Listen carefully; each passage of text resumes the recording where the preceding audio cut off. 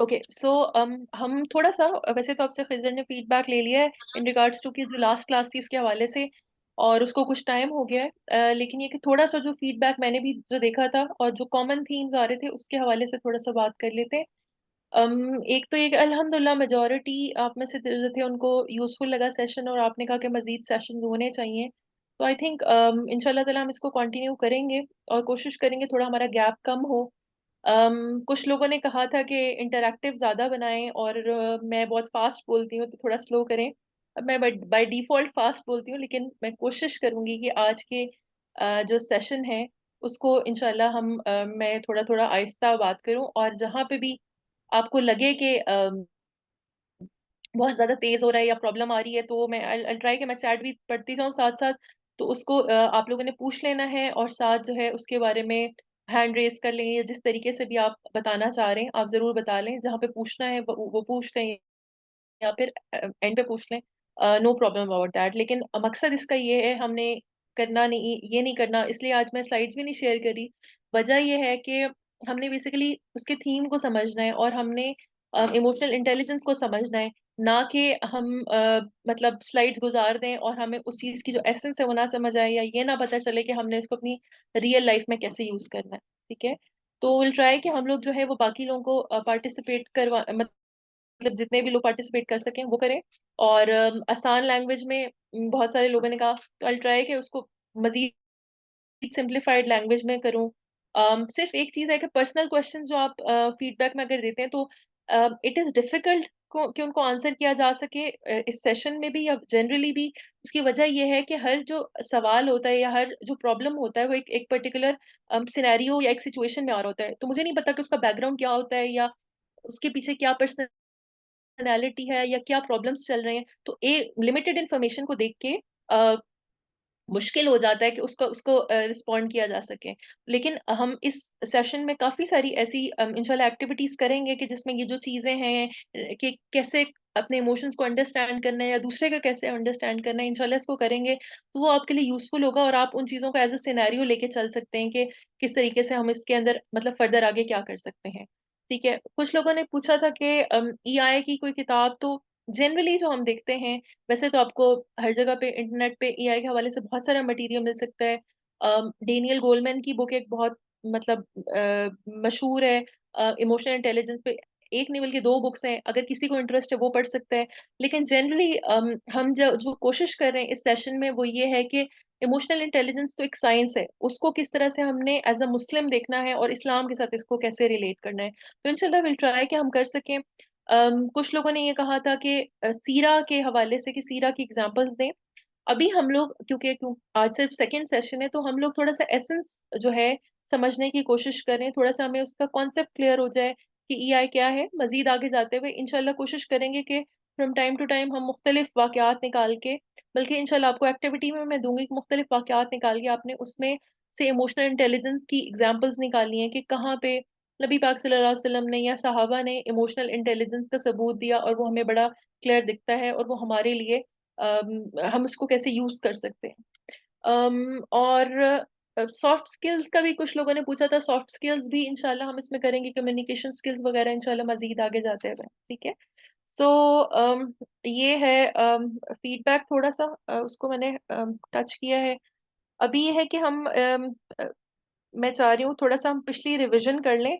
और काफी लोगों ने बताया, मुझे बहुत खुशी हुई कि लोगों ने याद रखा था और उनको कुछ समझ आई, और जो बेसिकली मकसद था कि इमोशनल इंटेलिजेंस क्या है, क्यों जरूरी है, ये चीज काफी लोगों ने अंडरस्टैंड की थी।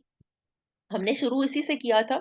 एक क्वेरी जो बहुत ज्यादा आ रही थी वो ये थी कि कुछ लोगों ने कहा कि आपने कहा कि सेल्फ अवेयरनेस जो है वो ईमान है, तो ये क्या ये सही है?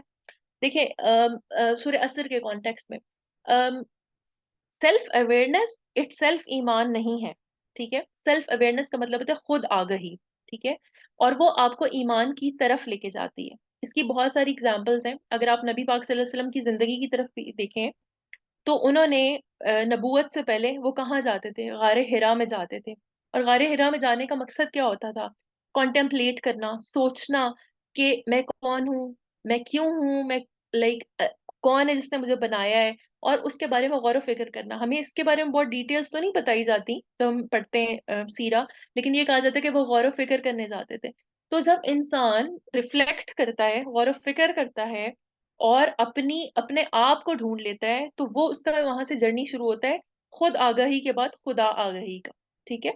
इसी तरह हजरत इब्राहिम अलैहिस्सलाम के हवाले से हम देखते हैं कि उन्होंने तो बहुत छोटे थे वो जब उन्होंने अपना जर्नी स्टार्ट किया अ, खुद आगाही वाला, के पहले उन्होंने तारा देखा, उसके बाद उन्होंने चांद देखा, उन्होंने कहा कि ये खुदा है, उसके बाद सूरज देखा, और फिर जब वो डूब गए तो आपने कहा कि डूबने वालों जो होता है वो मेरा खुदा नहीं हो सकता। और उसके बाद आपने जो है अल्लाह ताला ने उनके पास जाहिर है उनको नबूवत दी, जो भी सही सिलसिला था।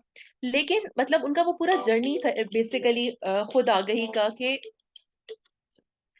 खुद आगही का जर्नी था जो बेसिकली चल रहा था, और उससे उनको हक हक की तरफ वो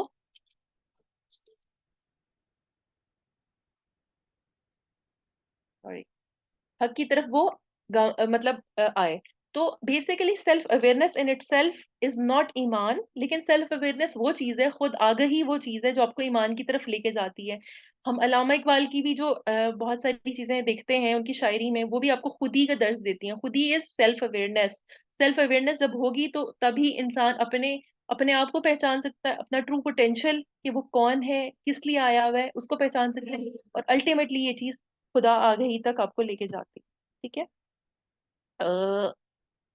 यहाँ तक किसी का कोई सवाल है या कोई ऐसी चीज जो आपको लगता है कि नहीं अभी भी क्लियर नहीं हुई है, तो प्लीज पूछ लें, वरना फिर हम आगे मूव करते हैं। फिर सर आप देख लें अगर जिसको भी जी अनम्यूट मैं करना देख है। रहा हूँ, मैं देख रहा हूँ। सादिया सादिया इरम ने हैंड रेज किया। जी सादिया, आपको रिक्वेस्ट आएगी, ऑन माइक आए प्लीज। जी मैंने एक्चुअली क्लियर करना था कि ये हज़रत इब्राहीम का जो आप कह रही हैं ना खुदाई के सवाल जवाब नहीं थे। ये उनकी कौम से उनका मुकालमा था, उन्होंने अपनी कौम से सवाल किए थे क्योंकि वो इन्हीं चीज़ों की इबादत करते थे। तो उनसे सवाल करते थे कि ये सितारा है तो ये देखिए तो डूब गया है, और ये सूरज है और इस तरह चढ़ता है और फिर ये डूब जाता है। वो सवाल जवाब उनके खुदागही के नहीं थे। ओके। तो जी, देखिए ये सवाल उन्होंने जवाब कौन से, उन्होंने अपनी कौम से किए थे। बिल्कुल नहीं, आई गेट उनको इट, आई गेट इट, लेकिन उससे ब्रेन पहले स्टॉर्मिंग कह लें उनको। हाँ जी जी जी। बिल्कुल सही कह रही हैं सादिया, उससे पहले उन्होंने ये चीजें, वो बिल्कुल पैगंबर थे और इसमें मतलब कोई वो नहीं है, दो राय नहीं है। लेकिन उससे पहले उन्होंने ये, तो अल्लाह ताला कुरान में बयान करते हैं ना कि उन्होंने सूरज को देखा और कहा कि ये मेरा खुदा है, और वो डूब गया। तो सॉरी, सितारे को देखा और वो डूब गया, और उन्होंने कहा ला उहिब्बुल आफिलीन। जब उन्होंने चांद को देखा उसके बाद वो भी डूब गया, उसके बाद उन्होंने सूरज को देखा वो भी डूब गया। तो उन्होंने कहा कि डूबना वाला जो है वो मेरा खुदा नहीं हो सकता। और उसके बाद उन्होंने मकालमा जरूर किया अपनी कौम के साथ, लेकिन वो बात की बात है, पहले उन्होंने खुद सोचा और इस चीज को। और ये और बात है कि डेफिनेटली पैगंबरों की मैट्रिक्स और होती है, लेकिन मेरा सिर्फ कहने का मकसद ये है, मैं सिर्फ उसको ईमान से रिलेट कर रही थी कि ईमान के लिए भी सॉरी, मैं आपको ये बता रही हूँ कि जिस मुकालमे का आप जिक्र कर रही हैं कुरान की ही बात कर रही हूँ। जी जी वो मुकालमा उन्होंने अपनी कौम से किया था। वो उनका हम्म इंटरप्रिटेशन ये जो है ना आम लोगों में ये इसी तरह बताई जाती है कि जैसे वो खुद से सवाल जवाब कर रहे थे। वो खुद को नहीं बता रहे थे, खुद तो वो क्लियर थे बहुत ज्यादा, लेकिन वो लोगों से सवाल जवाब ये करते थे और उसके जवाब उन्हें ये देते थे कि ये तो डूब गया, ये खुदा नहीं हो सकता। यानी लोगों को साथी ये जवाब देते कि ये ठीक है, मेरा खुदा नहीं ठीक हो है, व्हाट वी सकता। Are going to do, okay, what we are going to do is I am going to go back and check in Quran पाक and I will get back to you इंशाल्लाह। Next जो episode होगी ना, मैं उसमें इसको मजीद clarify करूंगी। मेरी अंडरस्टैंडिंग यही है कि उन्होंने खुद जी इस जी चीज को सोचा था। ठीक है। सो जी बिल्कुल। इंशाल्लाह will talk about it the next time. इसके अलावा कोई अगर किसी का कोई सवाल है या कोई इस तरह की। जी काइंडली क्वेश्चन जो है ना वो पूछिएगा। आप लोग अपनी जितने भी आप लोगों की फीडबैक, या आप लोग को जो अ, आप लोग अपने रिलेटेड कोई चीज़ें एक्सप्लेन करना चाहते हैं ना, तो वो फीडबैक फॉर्म में किया करें। जी मैं नेक्स्ट जो है ना हैंड रेज हुआ है, उनको रिक्वेस्ट भेज रहा हूँ। आयशा, आपको रिक्वेस्ट आएगी, उसको अनम्यूट करें, ऑन माइक आए। हेलो, अस्सलाम वालेकुम। वालेकुम अस्सलाम। अस्सलाम वालेकुम। अच्छा, वालेकुम अस्सलाम। अ, ये गारे हिरा का जो दो तीन जगह मैंने पढ़ा और अभी कॉन्सेप्ट्स लोगों ने क्लियर किए हैं कि हजूर सल्लल्लाहु अलैहि वसल्लम गारे हिरा में नहीं जाते थे। इस बारे में कुछ अगर आप बता सकती हैं कि ये चीज सही है या गलत है, वो जाते थे और वो क्यों जाते थे? और वो वहाँ क्या करते थे? और जो लोग कह रहे हैं कि ये चीज़ रॉन्ग मिसकंसेप्शन हम लोगों में आया है, तो इस बारे में कुछ गाइड कर दें। Ayesha, thank you. मेरी अंडरस्टैंडिंग यही है कि वो गारे हिरा जाते थे, उनके ऊपर पहली वही भी गारे हिरा में थी। I would ji. रिकमेंड कि अगर आप सर साहिल का सेशन लें तो आप उनसे ये बात पूछ लें, क्योंकि मेरी अंडरस्टैंडिंग ये है। However I am going to go and check it back, लेकिन वो यही है कि गारे हिरा में जाते थे और वो मतलब गौर व फिक्र करते थे, और फिर उसके बाद वहां पे उनको पहली वही आई थी। तो इसको आपको ठीक। सीरा में जाके मजीद देखना होगा। फॉर जी। मी मेरी अंडरस्टैंडिंग यही है कि वो गारे हिरा जाते थे। बाकी आप मजीद अगर इसको पढ़ना चाहती हैं, ठीक। देखना चाहती हैं, तो आप देख सकती हैं। I don't have any more information about it. चलिए, ठीक है, ओके, थैंक यू। ऑलराइट जी, ऑलराइट, ओके। ठीक है। मेरा ख्याल है हम थोड़ा आगे मूव करते हैं, क्योंकि हमारे पास थोड़ा लिमिटेड टाइम है। अच्छा, लास्ट टाइम का थोड़ा सा रिकैप कर लेते हैं। अगर कोई मुझे थोड़ा सा ये बता दे कि हमने एक इमोशनल इंटेलिजेंस की डेफिनेशन पढ़ी थी कि क्या होती है, अपने अल्फाज में अगर आप मतलब बताना चाहेंगे क्या इमोशनल इंटेलिजेंस है, या आपकी क्या अंडरस्टैंडिंग है, तो कोई बंदा बता दे। जी, इमोशनल इंटेलिजेंस की definition in your own words जो एक्सप्लेन कर ठीक सकता है। है वो। ओके जी, हैंड रेज होती है फरहाना, मैं ऑन माइक लेने लगा। महानूर है जी जी। हमारे साथ। महानूर, आपको रिक्वेस्ट रिसीव होगी, ऑन माइक आएं और शेयर करें।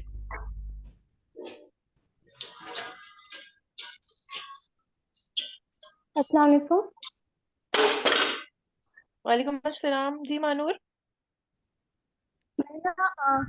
मैंने बहुत पहले इमोशनल इंटेलिजेंस पे ना एक वीडियो देखी थी जिसपे वो ये बताते हैं कि हमारे पे मतलब कि हमारे अंदर जो इमोशंस होते हैं ना, हमें सबसे पहले उनकी नॉलेज होनी चाहिए कि हमारे पास कौन कौन से इमोशंस हैं। मतलब कि हम्म। हमें ज़्यादातर गुस्सा, खुशी, गम वगैरह का ही पता होता है, इससे ज़्यादा नहीं पता होता। अक्सर बात हम ऐसे करते हैं कि हमें गम होता है लेकिन हम गुस्सा जाहिर करना स्टार्ट कर देते हैं, हमें यही नहीं पता होता कि हमारे अंदर कौन सा इमोशन शो हो रहा है और हम कौन सा रिएक्शन दे रहे हैं। बिल्कुल तो सही। हम इमोशनल इंटेलिजेंस में ये सीखते हैं कि हमारे अंदर कौन सा इमोशन शो हो रहा है और हमें कौन सा रिएक्शन देना चाहिए। और मेरा ना एक सवाल था आपसे कि मैंने जी। पहले भी अभी थोड़ी देर पहले सुना कि हम अपने इमोशंस को कंट्रोल करें। पर मैंने ना हम्म। एक यूट्यूब पे चैनल है डॉक्टर जूली का, उन्होंने एक बुक लिखी थी और उसमें उन्होंने लिखा था कि हम कभी भी अपनी इमोशंस कंट्रोल नहीं कर सकते क्योंकि वो केमिकल्स होते हैं, वो रिलीज होंगे, बट हम उन पे जो हमारा रिएक्शन होता है सिर्फ उसी को कंट्रोल कर सकते हैं। बिल्कुल ऐसा ही है। ठीक है। अच्छा, एक तो पहली बात ये है कि आपने इमोशनल इंटेलिजेंस की महानूर बिल्कुल सही डेफिनेशन बताई कि आपको हमें अक्सर पता ही नहीं होता कि इमोशंस क्या हैं। तो हमने लास्ट टाइम यही पढ़ा था कि आपने सबसे पहले अपने इमोशन को अंडरस्टैंड पहले सबसे पहले रिकग्नाइज करना है, पहचानना है कि क्या इमोशन है जिससे मैं अभी गुजर रहा हूँ या पहले गुजरा हूँ, और उसको समझें, अंडरस्टैंड करें। फिर उसके बाद उसको किस तरह अप्रोप्रिएटली बेहतर तरीके से आप एक्सप्रेस कर सकते हैं, उसका इजहार कर सकते हैं, और अपने इमोशंस को कैसे कंट्रोल कर सकते हैं। ये बहुत जरूरी है जानना हमारे लिए, ठीक है। और हमें बिल्कुल बहुत कम इमोशंस के बारे में पता होता है। इंशाल्लाह हम इस पूरा डिटेल सेशन करेंगे इमोशंस के हवाले से कि कैसे नेम कर सकते हैं इमोशंस को, या उनके अंडरस्टैंडिंग कैसे डेवलप कर सकते हैं, या मैनेज कैसे कर सकते हैं, इंस्टेड के जो इमोशंस है वो हमें काबू पा ले, हम इमोशंस पे कैसे काबू पाए। दूसरी बात जो आपने सवाल पूछा है, बिल्कुल सही कह रही है। इमोशंस बेसिकली केमिकल रिएक्शंस की वजह से होते हैं जो हमारे दिमाग में हो रहे होते हैं। तो हम उसको कंट्रोल करना जो है वो एक थोड़ा सा, क्योंकि हम इमोशनल इंटेलिजेंस के कोर्स में हैं, तो हम कहेंगे इसको चैनलाइज करना। जैसे लास्ट टाइम भी हमने बात की थी कि इमोशन जो होती है वो एक ताकत होती है, ठीक है। अब आपका काम है कि आप इमोशन को कैसे चैनलाइज कर सकते हैं। और बाय मतलब जब हम कहते हैं कि ताकत, तो वो ऐसी ताकत है जैसे पानी है, जैसे बिजली है, जैसे आग है। पानी, अगर आप नॉर्मली पानी देखें तो हम पानी इस्तेमाल कर सकते हैं, हमारे लिए बहुत यूजफुल है, पीते हैं, सब कुछ करते हैं। लेकिन वही पानी जब हद से गुजर जाता है तो वो क्या करता है, वो फ्लड आ जाता है, ठीक है, और वो नुकसान पहुंचा देता है हमें। इसी तरह आग हमारे लिए यूजफुल चीज है, लेकिन जब वो वही आग बेकार हो जाती है तो वो सब कुछ जला देती है। तो इसी तरह इमोशन इन इटसेल्फ एक ताकत है, और वो इस्तेमाल करने के लिए, उसको चैनलाइज करने के लिए, उसको हम कंट्रोल शायद is not an appropriate word, channelize करना इज अ बेटर वर्ड, ठीक हो। अम्म कोई और मुझे ये बताएगा कि आईक्यू और ईक्यू में हम थोड़ा सा डिफरेंस देख रहे थे, तो क्या डिफरेंस होता है आईक्यू और ईक्यू में। ओके जी, सायरा आपका है, आपको रिक्वेस्ट है कि उसको एक्सेप्ट करें और क्वेश्चन जो आप पूछा उसका आंसर शेयर करें साथ में। जी अस्सलाम वालेकुम। वालेकुम अस्सलाम। मैंने बेसिकली क्वेश्चन करने के लिए हैंड रेज किया था, लेकिन मैं इस मैम के क्वेश्चन का आंसर भी दे सकती हूँ। कोशिश करती हूँ बेसिकली देने की। आई ई क्यू इज ई आई, आपने क्या पूछा था? What's the difference EQ between और आई? IQ में क्या फर्क है? E Q is emotional quotient hmm. And I Q is intelligent quotient. बिल्कुल बिल्कुल। ठीक है। जो थोड़ा बहुत याद है लास्ट उसका। लेकिन जी जी। मुझे मेरा ना ये क्वेश्चन था कि आपने उससे पहले सेल्फ अवेयरनेस की जो बात की थी ना, तो हम जब आम लोगों में बात करते हैं और उनको बताते हैं कि आपको इस तरह होना चाहिए, लाइक हम उनको अगर डाइवर्ट करना चाह रहे हैं और हमने आइस ब्रेकिंग भी कर दी, और फिर लेकिन हम उनको जब बताते हैं कि इस तरह होना चाहिए और चीज़ों को इस तरह समझना चाहिए, तो वो उसको एक्सेप्ट नहीं करते। मतलब मेरा ये क्वेश्चन है कि लोग सेल्फ अवेयरनेस को एक्सेप्ट क्यों नहीं करते? वो नहीं चाहते कि वो जिस लाइन पे चल रहे हैं वो उससे अलग हो। हम्म मतलब वो चाहते हैं कि हम जिस तरह, जो हमारा तरीका है सोचने का, हम वही करेंगे।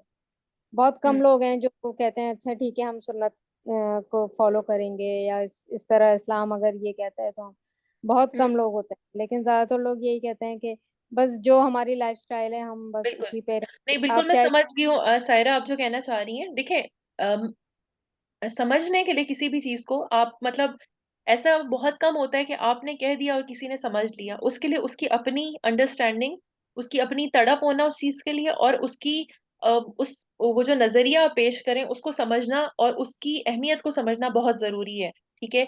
ऐसा पॉसिबल नहीं है कि आप किसी को कुछ बता दें और वो उसके कन्विंस्ड ना हो, या वो उसको करना ना चाह रहा हो और वो आपकी बात एक्सेप्ट कर ले। ठीक है। EQ में आप मतलब अगर आप EQ को प्रैक्टिस करती हैं तो आपका काम सिर्फ ये है कि आप बेहतरीन तरीके से जो भी चीजें हैं या जो भी चीज आप बताना चाहती हैं उसको एक्सप्लेन करें, कम्युनिकेट करें, अंडरस्टैंड करें, और अपने अपनी तरफ से आप बेहतर तरीके से बता दें। अब वही बात जो हमने की थी गारे हिरा वाली।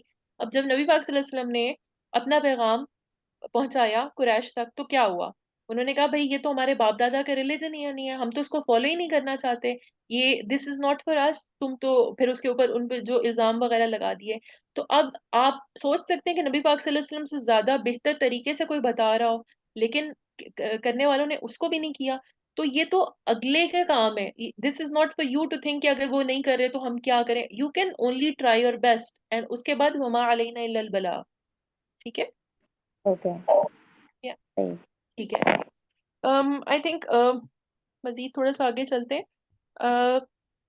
EQ और IQ के हवाले से यही बात हमने की कि हम यही लास्ट टाइम भी हमने ये बात की थी कि जिंदगी में देखते हैं कि बहुत लोग जो इंटेलिजेंट भी होते हैं, स्मार्ट भी होते हैं, एकेडमिक्स में बहुत अच्छे भी होते हैं, लेकिन जब जिंदगी के मामलात आते हैं तो वो प्रॉब्लम का शिकार हो जाते हैं। क्योंकि जिंदगी में आपको सिर्फ रट्टा मारना आना या सिर्फ आपकी इंटेलिजेंस या जो एकेडमिक जहानत है वो काम नहीं आती, बल्कि आपकी EQ भी काम आती है। क्यों? क्योंकि वो IQ जो है वो आपकी शख्सियत के साथ और उस EQ के साथ मिलके आपका जो बेहतरीन एक्सपर्टीज है या जो बेहतरीन मतलब सेल्फ है वो बेसिकली निकालता है, आपकी जो खूबियां हैं उनको जागर करता है। अगर वो EQ का पोर्शन मिसिंग होगा तो आप अपनी खूबियों को एनहांस नहीं कर सकते और आप अपनी खामियों को टोन डाउन नहीं कर सकते।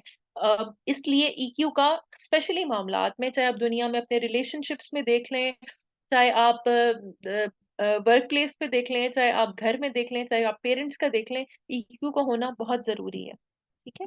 सो इसके बाद हम मेरे ख्याल है आज की इस पे आ जाते हैं।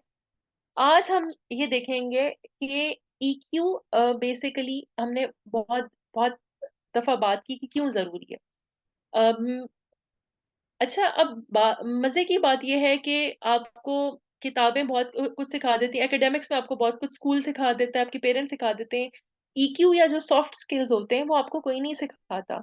वो आपको खुद सीखने, मतलब ये हमारे माशरे का अलमिया है, लेकिन ये हमें खुद सीखने पड़ते हैं। हालांकि यही सबसे ज्यादा इंपॉर्टेंट स्किल्स होते हैं।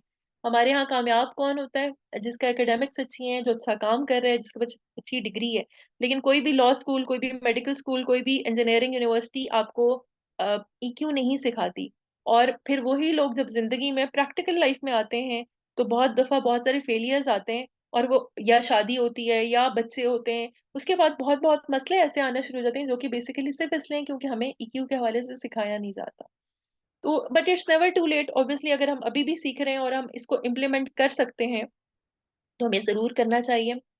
अब देखें कि हर रोज हमारे पास डिफरेंट किस्म के मौके आते हैं सीखने के, समझने के। मतलब अगर आप हर इंटरेक्शन जो आपका अपने अपने अलावा किसी भी बंदे से हो रहा है, चाहे आपके बच्चे हैं, चाहे वो हस्बैंड है, चाहे वाइफ है, चाहे टीचर्स हैं, स्कूल है, कहीं भी, हर मौका आपके लिए इमोशनल इंटेलिजेंस को प्रैक्टिस करने का एक बेहतरीन टेस्ट है। और आपने सिर्फ अब और कुछ भी नहीं करना। बहुत सारे हम, क्योंकि लास्ट टाइम भी आप लोगों ने पूछा था, इस दफा भी बहुत सारे सवाल है कि ईक्यू कैसे प्रैक्टिस कर सकते हैं। सबसे पहले तो आप बस ये सोचें कि आप अपने आप को ऑब्जर्व करना शुरू करें कि मैं इस सिनेरियो में या इस सिचुएशन में कैसे रिएक्ट करती हूँ। मैं इस अपने पेरेंट्स के साथ कैसे रिएक्ट करती हूँ, कौन सी सिचुएशन में है जिसमें मुझे इस तरह रिएक्ट करना चाहिए था और मैंने नहीं किया। तो थोड़ा सा वो सेल्फ अवेयरनेस वाला एलिमेंट आना शुरू हो जाएगा आहिस्ता आहिस्ता आपके अंदर। और जाहिर सी बात है, जब हम कहते हैं कि फॉर एग्जांपल अगर मैं कहती हूँ कि इंसान अपने लिए फिजिकल मसल्स बिल्ड करना चाहता है, तो वो कहाँ जाता है? वो जिम जाता है। इसी तरह अगर आपने इमोशनल मसल बिल्ड करना है, तो क्या करना है आपने?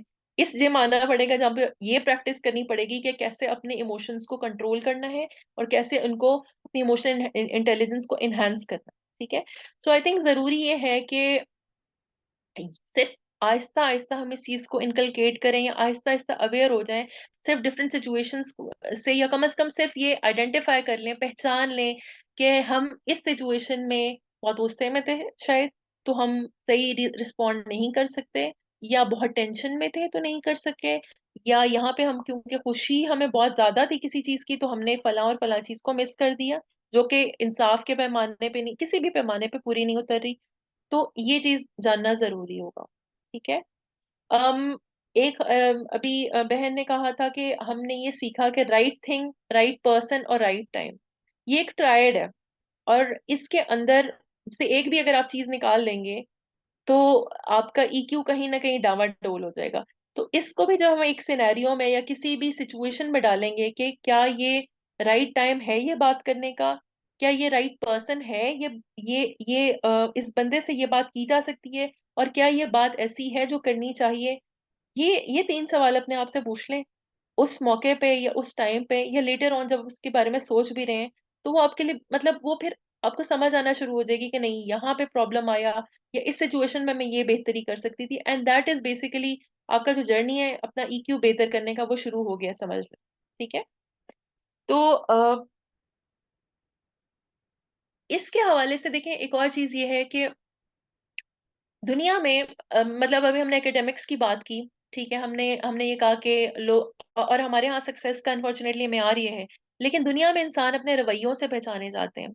कोई भी इंसान बहुत खूबसूरत भी हो, बहुत लाइक पाइप ज़हीन भी हो, लेकिन अगर वो आपके साथ अच्छा नहीं है, उसके अखलाक आपके साथ अच्छा नहीं है, उसकी डीलिंग आपके साथ अच्छी नहीं है, तो आपने उसकी डिग्रीज का या उसकी सक्सेस का क्या करना है? मतलब आपका रवैया ही होगा जो बेसिकली बताएगा कि आप कितने अच्छे इंसान हैं, या आपकी डीलिंग ही होगी लोगों से जो आप बताएगी कि आपके अंदर क्या क्या क्वालिटीज पाई जाती हैं। ठीक है। इसके हवाले से तो अभी तक कोई सवाल नहीं है, या किसी ने कुछ पूछना हो, या कोई कोई कमेंट हो, ताकि फिर हम आगे चलें।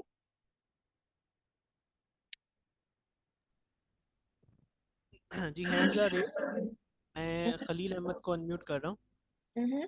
खलील, आपको रिक्वेस्ट आएगी, काइंडली बताइए मिस को कोई कंफ्यूजन है या क्वेश्चन है इस मामले से रिलेटेड, तो वो आप लोग को आंसर करें। जी अस्सलाम वालेकुम रहमतुल्लाह। वालेकुम। जी सिस्टर, पहले तो मैं जो आपने सवाल पूछा था उसका थोड़ा अगर मैं सिंपल वे में बताना चाहूँ तो आईक्यू मतलब आपको चीज़ें कितनी जल्दी याद होती हैं या आप कितनी जल्दी चीज़ों को पिक करते हैं। और जो इमोशनल इंटेलिजेंस है वो इससे थोड़ा सा डिफरेंस इस लिहाज से है कि आप को सही मौके पर सही बात या सही मौके पर सही फैसला लेना। तो ठीक है। दूसरा जो मैं एक जी दूसरा मैं रिक्वेस्ट करना चाहूँगा, अगर ये सही है या गलत है ये भी मुझे बताइएगा कि इस टाइम कमेंट करना लाजमी है, यानी मेरा ख्याल है कि हमें ज़्यादा तवज्जो सुनने पर देनी चाहिए इस दफ़ा, क्योंकि कमेंट जब आते हैं तो वो जो है ना डिस्टर्बेशन होती है। तो इसमें मेरा ख्याल है कि इमोशनल ठीक है। इंटेलिजेंस की वीकनेस तो नहीं है कहीं। देखिए देखिए मेरी बात से खलीला बिल्कुल सही कह रहे हैं, आईक्यू का आपने बिल्कुल सही बताया। कमेंट के हवाले से आपकी अपनी चॉइस है। I am not going to say कि आप करें या ना करें। जिसको लगता है कि वो करना चाहता है या उसको कोई चीज समझ नहीं आई, दे कैन यूज चैट। इसीलिए होती है कि आप उसके अंदर अपना कमेंट कर सकें। हाँ, अगर आपको लगता है कि आपकी आप समझ नहीं कर सकेंगे या आप थोड़ा डिस्ट्रैक्ट हो रहे हैं, आप उसको म्यूट कर सकते हैं। मतलब basically it's one of the tools कि जिससे हमें पता चल जाए कि लोगों को ये समझ आ रही है, ये नहीं समझ आ रही। ठीक है, so it's up to you basically कि आप क्या चाह रहे हैं। ओके, आगे मूव करते हैं। ठीक है, अब देखिए, हमने जब ये रवैये की बात की, हम नॉर्मली अपनी जिंदगी में जब बड़े होते हैं, कोई भी दिन गुजार रहे हैं या जिस तरह हम अपनी जिंदगी गुजार रहे हैं, तो दो मेथड्स होते हैं इस जिंदगी गुजारने के। एक तो ऑटो पायलट होता है कि आप सुबह उठे, आपको पता है मैंने नाश्ता करना है, उसके बाद मैंने ये करना है, ये करना है, ये करना है, बच्चों को खाना देना है, काम पे जाना है, या घर का काम करना है, खाना बनाना है। वो ऑटो पायलट है और उसमें आप गुजरते जा रहे हैं। और दूसरी वही बात जो हमने अभी की कि अपने इमोशंस के बारे में कॉन्शियस होना। आपका क्या ख्याल है कि क्या चीज ज्यादा बेहतर होती है, या क्या चीज ज्यादा आपको जिंदगी में फायदा दे सकती है? और अगर दे सकती है तो क्यों दे सकती है? somebody wants to answer that? Next participant Huzaifa, question आपके सामने है, उसका आंसर कीजिएगा प्लीज। अस्सलाम वालेकुम रहमतुल्लाह। वालेकुम अस्सलाम। जी, जो आपने अभी क्वेश्चन पूछा है ना, तो अभी रिसेंटली मेरे साथ हुआ है कि मैंने कुछ ऑर्डर किया था ऑनलाइन और वो चीज़ नहीं थी जो मैंने मंगवाई थी। लेकिन जब वो मुझे मिला पार्सल, तो और आगे से वो जो है ना वो अपनी गलती मान नहीं रहे थे। तो उस वक्त मैं ना सही बात कर रही थी, लेकिन मैं थोड़ी बहुत ज्यादा ना गुस्से में आ गई थी। तो मुझे इतना रिग्रेट हुआ था कि मैं उसे ठीक तरीके से भी ये बात समझा सकती थी, लेकिन उस वक्त मैं गुस्से के ताबे आ गई। तो ये चीज जो है ना वो कंट्रोल करना बहुत ही ज्यादा मुश्किल हो रहा है। समटाइम हम सही होते हैं ना, तो हमें लगता है कि बस अगले को होना ही चाहिए कि हम सही हैं।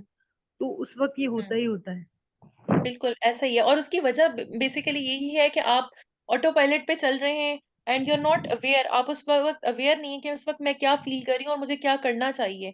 और दूसरी जो बात है वो ये कि जैसे हम पिछली दफा भी आपको बताया था कि वो जो दिमाग के 3 हिस्सों वाला कॉन्सेप्ट है, अगर उसको हम दोबारा एक दफा रिपीट कर लेती हूँ मैं, कि इंसान के जो दिमाग होता है उसके 3 हिस्से होते हैं। सबसे ऊपर वाला जो हिस्सा होता है वो सोच से रिलेटेड होता है। उससे नीचे वाला जो हिस्सा होता है वो जज्बात से रिलेटेड होता है, जिसको हम लिम्बिक सिस्टम भी कहते हैं। नाम याद रखना जरूरी नहीं है।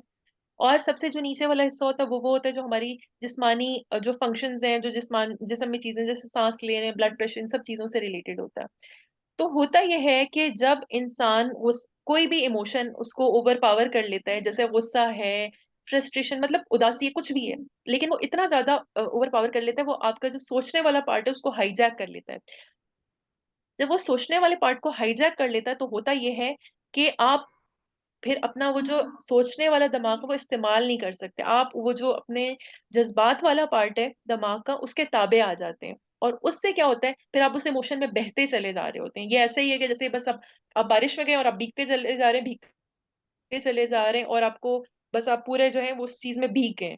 तो इसी तरह हम उस इमोशन से पूरा मतलब उसमें बिल्कुल ड्रेंच हो जाते हैं, बिल्कुल उसके अंदर कवर हो जाते हैं। और फिर हमारी सोचने समझने की जो सलाहियत है वो उस टाइम के लिए मफकूद हो जाती है, जिसकी वजह से होता ये है कि फिर हम वो जज्बाती फैसले भी करते हैं, और फिर उस टाइम उस इमोशन का इजहार भी करते हैं। फिर हमें ये भी नहीं समझ आता कि हमने इस इमोशन को मैनेज कैसे करना है। तो बस करने का काम ये है, और हम आहिस्ता आहिस्ता सीखेंगे कि सबसे पहले जब आप ये अवेयरनेस वाली चीज में आ जाएंगे ना, कि जैसे ऑटो पायलट मोड पे जिंदगी गुजारने के बजाय कॉन्शियस हो जाए अपने इमोशंस से कि अच्छा, अगर मैं ये कर रही हूँ तो इसलिए कर रही हूँ। हो सकता है कि आप उस टाइम पे, जैसे अभी बहन ने कहा कि मुझे उस टाइम समझ नहीं आई लेकिन मुझे बाद में रिग्रेट हुआ। तो इवन द फैक्ट कि आपने बाद में उस बारे में सोचा, उस पर रिफ्लेक्ट किया, और आपने ये सोचा कि हाँ मुझे ऐसा नहीं ऐसा करना चाहिए था, मीन्स कि आप अब उस इमोशनल इंटेलिजेंस के जर्नी पे निकल गई हैं, और आप अपने इमोशन से आहिस्ता आहिस्ता कॉन्शियस हो रही हैं। इनिशियली ये होगा कि आप हो सकता है बाद में उस चीज को सोचें और आपको अफसोस हो। लेटर ऑन जब आप थोड़ा ज्यादा सेल्फ कॉन्शियस होना शुरू होंगी, सेल्फ अवेयर होना शुरू होंगी, तो आहिस्ता आहिस्ता आपको इन द मोमेंट भी समझ आना शुरू हो जाएगा कि अब नाउ मतलब ये वाला टाइम है कि अब मेरा गुस्सा मुझे जो है ना वो बहुत ओवर पावर कर रहा है। अब मुझे मेरी जो फला इमोशन है वो बहुत ज्यादा कंट्रोल कर रहा है, तो इंस्टेड कि ये मुझे कंट्रोल करे, मैंने इसको कंट्रोल करना है। ओके। जी जी, मेरा एक क्वेश्चन भी था जो अभी आपने कहा ना कि कुरैश के लोगों को अल्लाह के रसूल ने दावत दी लेकिन उन्होंने माना नहीं, तो मैं ये सोच रही थी कि वहां पर कौन सा इमोशन था जिसकी वजह से वो रसूल अल्लाह की बात को हक मानते हुए भी उन्होंने नहीं मानी। और सेकंड इज कि कुछ लोग होते हैं वो बहुत ही कोई नाइलिस्टिक किस्म के होते हैं, मतलब कि नहीं सॉरी नार्सिसिस्ट किस्म के होते हैं, जैसे हम कहते हैं ना कि ना खुद पसंद और सेल्फिश, मतलब उसके अंदर बहुत पढ़े लिखे भी हैं, सब कुछ है, लेकिन उनके अंदर एक इतना वो होता है, ये चीज इतनी रची बसी हुई होती है कि उनको समझाओ भी तो नहीं समझते वो। तो वो कौन सा इमोशन है जो इंसान को इतना ज्यादा ना सेल्फिश और बस खुद पसंद बना देता है? ठीक है। अच्छा देखिए, एक बात तो ये कि जब नबी पाक सल्लल्लाहु अलैहि वसल्लम की बात नहीं मानी कुरैश ने, तो वो इमोशन नहीं है, या उसको हम सिर्फ कंप्लीटली इमोशनल इंटेलिजेंस की डोमेन में नहीं ला सकते। उसके पीछे एक पूरा फलसफा है कि ये हमारे बाप दादा की जो बात थी उससे कोई अलग दीन पेश कर रहे हैं, तो ये हमारे लिए जो है हम इसको नहीं मान सकते, और बावजूद ये कि जानते हुए कि हम ये हक पे है, हम नहीं मानेंगे। ठीक है। तो ये it's not only about emotions, ये सिर्फ इमोशंस की बात नहीं है, इसके पीछे एक फलसफा है जिसके वो ताबे हैं, और उसकी वजह से वो उनको उनकी बात को समझ नहीं रहे, अगर समझ भी रहे हैं तो उसको मानना नहीं चाहते। ठीक है। तो इसको हम इतना सिंप्लीफाई नहीं कर सकते। दूसरी बात जो आपने कही कि क्या क्या वजह होती है कि लोग नार्सिसिस्ट भी, और भी बहुत सारी उनके अंदर चीजें होती हैं जिसकी वजह से वो मान नहीं होते। देखिए, जब हमने बात की थी शुरू में, तो हमने कहा था कि एक आपकी आईक्यू है या जहानत है, एक आपकी पर्सनैलिटी है, और एक आपका ईक्यू है।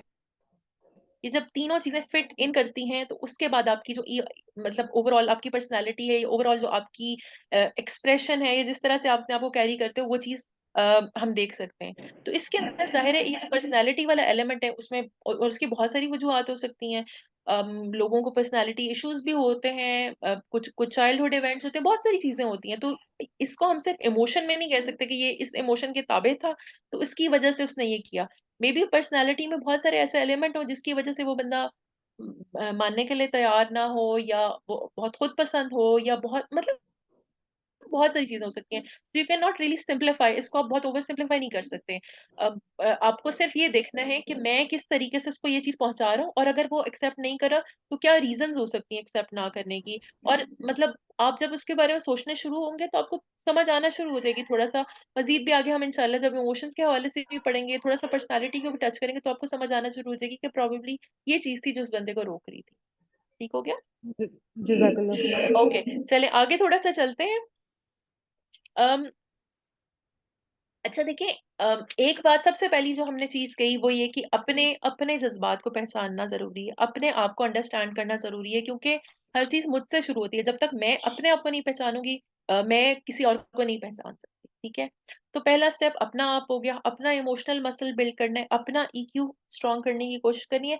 और आप कोशिश करना, अगर आप आज से भी कोशिश करना शुरू होंगे ना, तो इट्स नॉट लाइक कि आपने हमने पिछली दफा भी ये कहा था कि बच्चा पहला दिन ही मैराथन नहीं भागता, पहले बेबी स्टेप्स होते हैं। आप गिरेंगे, फिर आप उठेंगे, फिर अगले स्टेप पे दोबारा गिरेंगे, फिर उठेंगे, लेकिन एज लॉन्ग एज आप इस बात पे राजी हैं कि आप इस चीज को मजीद लेके चलना चाहते हैं या इसको बेहतर करना चाहते हैं, तब तक जो है समझे आप राइट ट्रैक पे हैं। जिस दिन आपने होपलेस हो गए, आपने सोचा कि नहीं ये मेरे बस की बात नहीं है, इसका मतलब है कि you are not on the right track, you are actually deviated from your track. ठीक है। तो इसलिए जरूरी ये है कि सबसे पहले, मतलब प्रॉब्लम्स भी आएंगी, मुश्किलात भी आएंगी, समटाइम्स आपको ऐसा भी लगेगा कि ये तो मतलब मैं इमोशनल इंटेलिजेंस के लेक्चर्स भी ले रहा हूँ और मैं ये भी कर रहा हूँ, तो दैट्स कम्प्लीटली ओके। ठीक है। लेकिन एज लॉन्ग एज आप अपने आप को दुरुस्त करना चाह रहे हैं, या आप कोशिश कर रहे हैं और दोबारा गिर के दोबारा उठ सकते हैं, तो it means you are on the right track. ठीक है। तो एक बात सबसे पहले हमने यही कही कि अपने आप को कर लिया, उसके बाद अगली चीज ये है कि आपने दूसरे को भी समझना है। ठीक है। कि कैसे ये, अगर ये बंदा ऐसी जैसे अभी पिछले भी कुछ क्वेश्चंस आए, तो अगर वो लोग बिहेव कर रहे हैं इन अ पर्टिकुलर वे, एक खास तरीके से बिहेव कर रहे हैं, तो वो क्यों कर रहे हैं। और अगर आप कोई बात करें, क्योंकि अच्छा मुझे ये बताइए कि जो कम्युनिकेशन होती है या बातचीत होती है उसके दो हिस्से होते हैं, हमें पता है जनरली। एक होती है वो जो आप बोल रहे होते हैं, और एक वो होती है जो नॉन वर्बल होती है, जो आपके इशारों से, टोन से, आपकी पिच से ओवरऑल पता चल रहा होता है। मुझे कोई बता सकता है कि कितनी परसेंट कम्युनिकेशन वर्बल होती है और कितनी नॉन वर्बल होती है। चैट में लिख दें या बता दें जनरली। ओके, मैं अब्दुल रहमान आपको अनम्यूट कर रहा हूँ।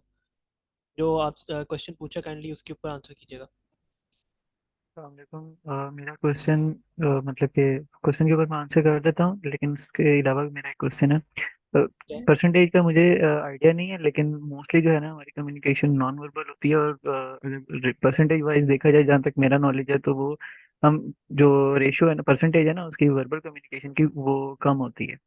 लेकिन इसी के साथ ही बिफोर यू रिस्पॉन्ड, मेरा एक मजीद क्वेश्चन भी है कि पिछले सेशन भी अटेंडेड, और इस सेशन में भी अभी जितने क्वेश्चन आ रहे हैं, तो somehow I am feeling like के इमोशनल इंटेलिजेंस की जब बात हो रही है, और इधर जितने भी सिनेरियोज बिल्ड हुए हैं, तो उसमें हमें एक ये चीज़ जो मेरी अपनी मतलब के इंटरप्रिटेशन है, मैं रूड नहीं हो रहा, ना ही मैं होना चाहिए मुझे, मेरे जो मुझे चीज़ समझ नहीं आ रही, मैं वो क्वेश्चन कर रहा हूँ जी जी। कि जब हम इमोशनल इंटेलिजेंस की बात कर रहे हैं, और फिर हमारे सामने जो भी सिनेरियोज आ रहे हैं, why everybody is like regretting after that, कि मुझे इस तरह नहीं, इस तरह होना चाहिए था। कि लाइक इमोशनल इंटेलिजेंस की हम बात कर रहे हैं, लेकिन एज अ रिजल्ट जब हम उसे एनालाइज करते हैं सिचुएशन को, तो हर सिनेरियो में हर बंदा यही कह रहा है कि मुझे रिग्रेट हुआ, मुझे रिग्रेट हुआ। तो हम फिर इमोशनली सबमिशन की तरफ जा रहे हैं। लेकिन इस्लाम की जब हम बात करते हैं, हम कहते हैं कि नहीं, इससे बेहतर तरीके से हम हर सिनेरियो में हम यही एक रिजल्ट सामने आ रहा है कि इससे बेहतर भी हम कर सकते थे। लेकिन समहाउ, बिल्कुल और जब हम इस्लाम की बात करते हैं, तो हमें समहाउ अथॉरिटेटिव भी होना पड़ता है, हमें अपना ठीक है। स्टांस जो है वो बरकरार रखना पड़ता है। लेकिन वाई कि ये इमोशनली सबमिशन की तरफ हम जा रहे हैं। अच्छा, बिल्कुल सही कह रहे हैं। अच्छा, सबसे पहली बात तो बिल्कुल आपने सही कहा। किसी ने पूछा है चैट में कि नॉन वर्बल क्या होता है? तो नॉन वर्बल से मुराद ये है कि जो आप, एक तो वो होते हैं ना, जो जैसे मैं आपसे बात कर रही हूँ, तो ये वर्बल कम्युनिकेशन है, ये बातचीत है। नॉन वर्बल वो होता है जो आपकी टोन, जो आपकी आवाज की है, या जो उसकी पिच है, या कहाँ पे आप पॉज दे रहे हैं, या कहाँ पे आप जो है वो अपनी बात जो है वो ज्यादा तेजी से कर रहे हैं, इस सब चीजों पे जो डिपेंड करता है। और अब साइंटिस्ट ये कहते हैं कि तकरीबन 70 to 90% जो आपकी कम्युनिकेशन है वो नॉन वर्बल होती है। यानी अगर मैं आपको कुछ कह रही हूँ एक बात, तो आप ये ज़रूर देखेंगे कि मैं क्या रही हूँ, लेकिन मैं कैसे कह रही हूँ और इस उसके उसके पीछे जो नॉन वर्बल कम्युनिकेशन है उसको भी ज़रूर देखेंगे। और ये सीखना और ये समझना ईक्यू का एक बहुत बड़ा पार्ट है कि कैसे, मतलब कोई कोई इंसान आपसे जब बात कर रहा है, तो आपने उसके पीछे नॉन वर्बल के क्या वो ऐसा कहना चाह, जैसे हम अक्सर कहते हैं, ये कह तो उसने दिया लेकिन वो ये कहना नहीं चाह रही थी, या उसने मुझे ये फेवर दे दी हालांकि वो देना नहीं चाह रही थी। अब आपको कैसे पता चला कि वो बंदी आपको फेवर नहीं देना चाह रही थी? आपको ऐसे पता चला कि आपको उसकी नॉन वर्बल कम्युनिकेशन से समझ आया कि वो हेजिटेंट थी, या उस चीज को नहीं करना चाह रही थी, थोड़ी झिझक महसूस हो रही थी। तो ये सारी चीजें पिक कर सकते हैं। अच्छा, जहां तक अभी जो प्रीवियस उन्होंने, आई थिंक अब्दुल रहमान थे जिन्होंने सवाल किया था। देखिए अब्दुल रहमान, यही बात मैंने कही कि आप पहले दिन इमोशनल इंटेलिजेंस नहीं सीख सकते। You are like a baby के जो जो चलना सीख रहा है, और आहिस्ता आहिस्ता आप गिरेंगे भी, फिर भी चीजें मतलब फिर उसके बाद आप उठ के खड़े होंगे, फिर दोबारा स्टार्ट करेंगे।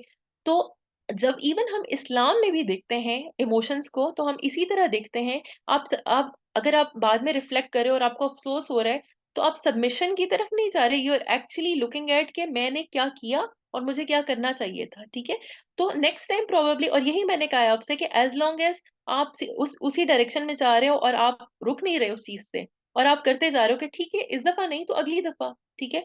आपको अफसोस हुआ, नतीजतन आपने कहा कि ठीक है अब मुझे दुरुस्त करना है, और फिर अगली दफा आपने वो चीज नहीं की। ठीक है? आपने मे बी नेक्स्ट या उस अगली दफा भी की, और फिर भी आपको लगा कि नहीं मुझे नहीं करना चाहिए था, और फिर उससे अगली दफा आपने नहीं की। तो ये जो फीलिंग है कि मुझे करना चाहिए था या नहीं करना चाहिए था, इट्स नॉट लाइक कि वो सबमिशन में आपको भेज रही है। इट इज बेसिकली, ये तो अल्लाह ताला ने आपके अंदर एक डाला हुआ लिटमस टेस्ट है बेसिकली, कि जब आपने किसी के साथ बुरा किया तो आपको फील हो गया कि मैंने बुरा किया है, मुझे ऐसा नहीं करना चाहिए था। और उससे एक अगला स्टेप ये कि नेक्स्ट टाइम मैं ये नहीं करूंगा। यही वो है जो इस्लाम सिखाता है, यही वो है जो हमें इमोशनल इंटेलिजेंस सिखाता है। I hope that makes sense. कोई आपको उसमें क्लैरिटी आई है? ओके, आई थिंक वो म्यूट हो गए हैं। जी, अच्छा चलिए। इसको जी मैं बेहतर तरीके से शायद मैं नहीं कर पाया। Let's take an example. मैं अपनी तरफ से एक एग्जांपल दे देता हूँ, जो कि कुछ अर्सा पहले मेरे साथ हुआ था। Basically I was taking a course personal effectiveness का, मतलब मेरी प्रोफेशनल स्टडीज़ का वो पार्ट ही है।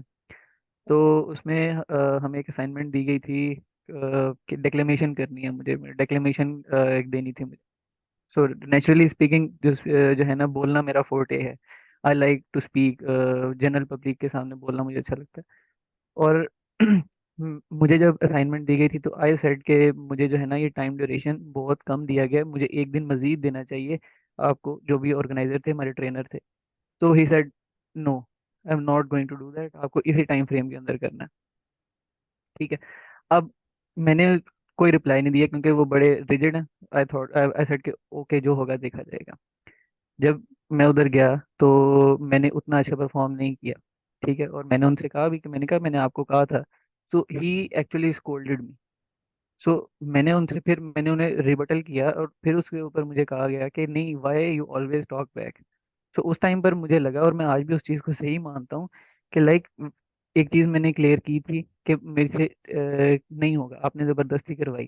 ठीक है। और ज़बरदस्ती में अगर आपके जो है ना स्टैंडर्ड्स को मीट नहीं कर सका, so it's not my fault, I actually told you. और उसके बाद भी अगर आप मुझे स्कोल्ड कर रहे हो तो ये चीज़ तो मतलब कोई भी जो है ना, मतलब इजाज़त नहीं दूंगा ना मैं आपको कि आप मुझे डांट दो और मतलब पूरी क्लास के सामने इंसल्ट कर दो। मतलब अगर आप देखें, अगर हम इसे जो हमारा क्लासिकल जो है हमारी ट्रेनिंग है कि उस्ताद के सामने अगर हम बोलते हैं तो उसे कहा जाता है कि बदतमीजी है। लेकिन मैं इस चीज़ को बदतमीजी नहीं समझ रहा था, और मैं अभी भी नहीं समझता। ये मेरी अपनी अंडरस्टैंडिंग है। आप इसको बेहतर तरीके से एनालाइज कर आई सकें आगे। Understand, I understand. देखिए, हम थोड़ा डेविएट नहीं होना चाहिए, so I just like take this as a last comment. देखिए अब्दुल रहमान, बात ये है कि आप बिल्कुल सही कह रहे हैं। हम स्टैंडर्ड्स की बात करें और जो हमारा कल्चर सिखाता है वो स्टैंडर्ड नहीं है। हम वही बात है कि हमें कहा जाता है, अल्लाह ताला कुरान पाक में कहते हैं कुलू कौलन सदीदा, बिल्कुल हक बात करो, सीधी बात करो। और हमें कल्चरली सिखाया जाता है कि नहीं, थोड़ा दाएं बाएं करके घुमा के बात को लपेट के कि अगले बंदे को बुरी भी ना लगे, और लाइक यू नो दैट। जरूरी नहीं है कि जो चीज हमें सिखाई जा रही है वो ठीक है। हो सकता है कि आपके मे बी, बिकॉज ऑब्वियसली मुझे पूरी इंफॉर्मेशन नहीं है, so I can not really comment, but maybe he was wrong and you were right. तो दैट डज नॉट मीन कि हाँ ठीक है, क्योंकि कल्चर ये कहता है कि ये चीज गलत और ये चीज सही है, मीन्स कि ऐसा ही है। इमोशनल इंटेलिजेंस का तकाजा ये है कि आप वो करें जो आपको समझ आती है कि ये चीज हक के मुताबिक, हक के पैरामीटर के मुताबिक सही है या गलत है। ना कि आप कहें कि नहीं कल्चरली ये चीज ठीक है, क्योंकि अगर आप कल्चरली कहना शुरू हो गए तो बेसिकली प्रॉब्लम ही है ना कि कल्चर ने हमें बहुत सारी ऐसी चीजें सिखाई हैं कि नहीं, इस पे रिटेलिएट नहीं करना। हमारा कल्चर हमें सेफ कन्फ्रंटेशन करना नहीं सिखाता, कि जब दो लोगों में प्रॉब्लम आ जाता है, आर्ग्यूमेंट हो जाता है, कोई भी मतलब जब लोग आपस में इकट्ठे रहते हैं या काम करते हैं या कोई भी इंटरेक्शन होता है इंसानों का, तो उसमें प्रॉब्लम आ सकती है, कॉन्फ्लिक्ट आ सकता है। सिर्फ हमारे लिए नहीं आता, नबी पाक सल्लल्लाहु अलैहि वसल्लम के जमाने में भी आया, सहाबा रदी अल्लाह के दरमियान में भी लड़ाइयां भी हुई। लेकिन as long as you are able to know कि ये सच था, ये सही था और मुझे ये करना चाहिए था, तो वो आपकी इमोशनल इंटेलिजेंस है, रादर देन कि आप सोचेंगे नहीं अच्छा मैंने तो कल्चरली ठीक किया है। तो जब आप इस बहस में पड़ जाएंगे ना कि कल्चरली ये ठीक है और असल में ये ठीक है, हमें तो असल लिखने रादर देन कि कल्चरली क्या चीज ठीक है। ओके, सो थोड़ा सा हम आगे मूव करेंगे। अच्छा, हमने आईक्यू की बात की, हमने ईक्यू की बात की, एक तीसरी तरह की बेसिकली उसको हम सोशल इंटेलिजेंस कहते हैं, लेकिन वो आती ईक्यू के अंदर ही है, कि आप ये समझ जाएं कि अगला बंदा जो है वो कैसा फील कर रहा है, और उसके जो इमोशंस हैं उसको कैसे आपने मैनेज करना है, समझे।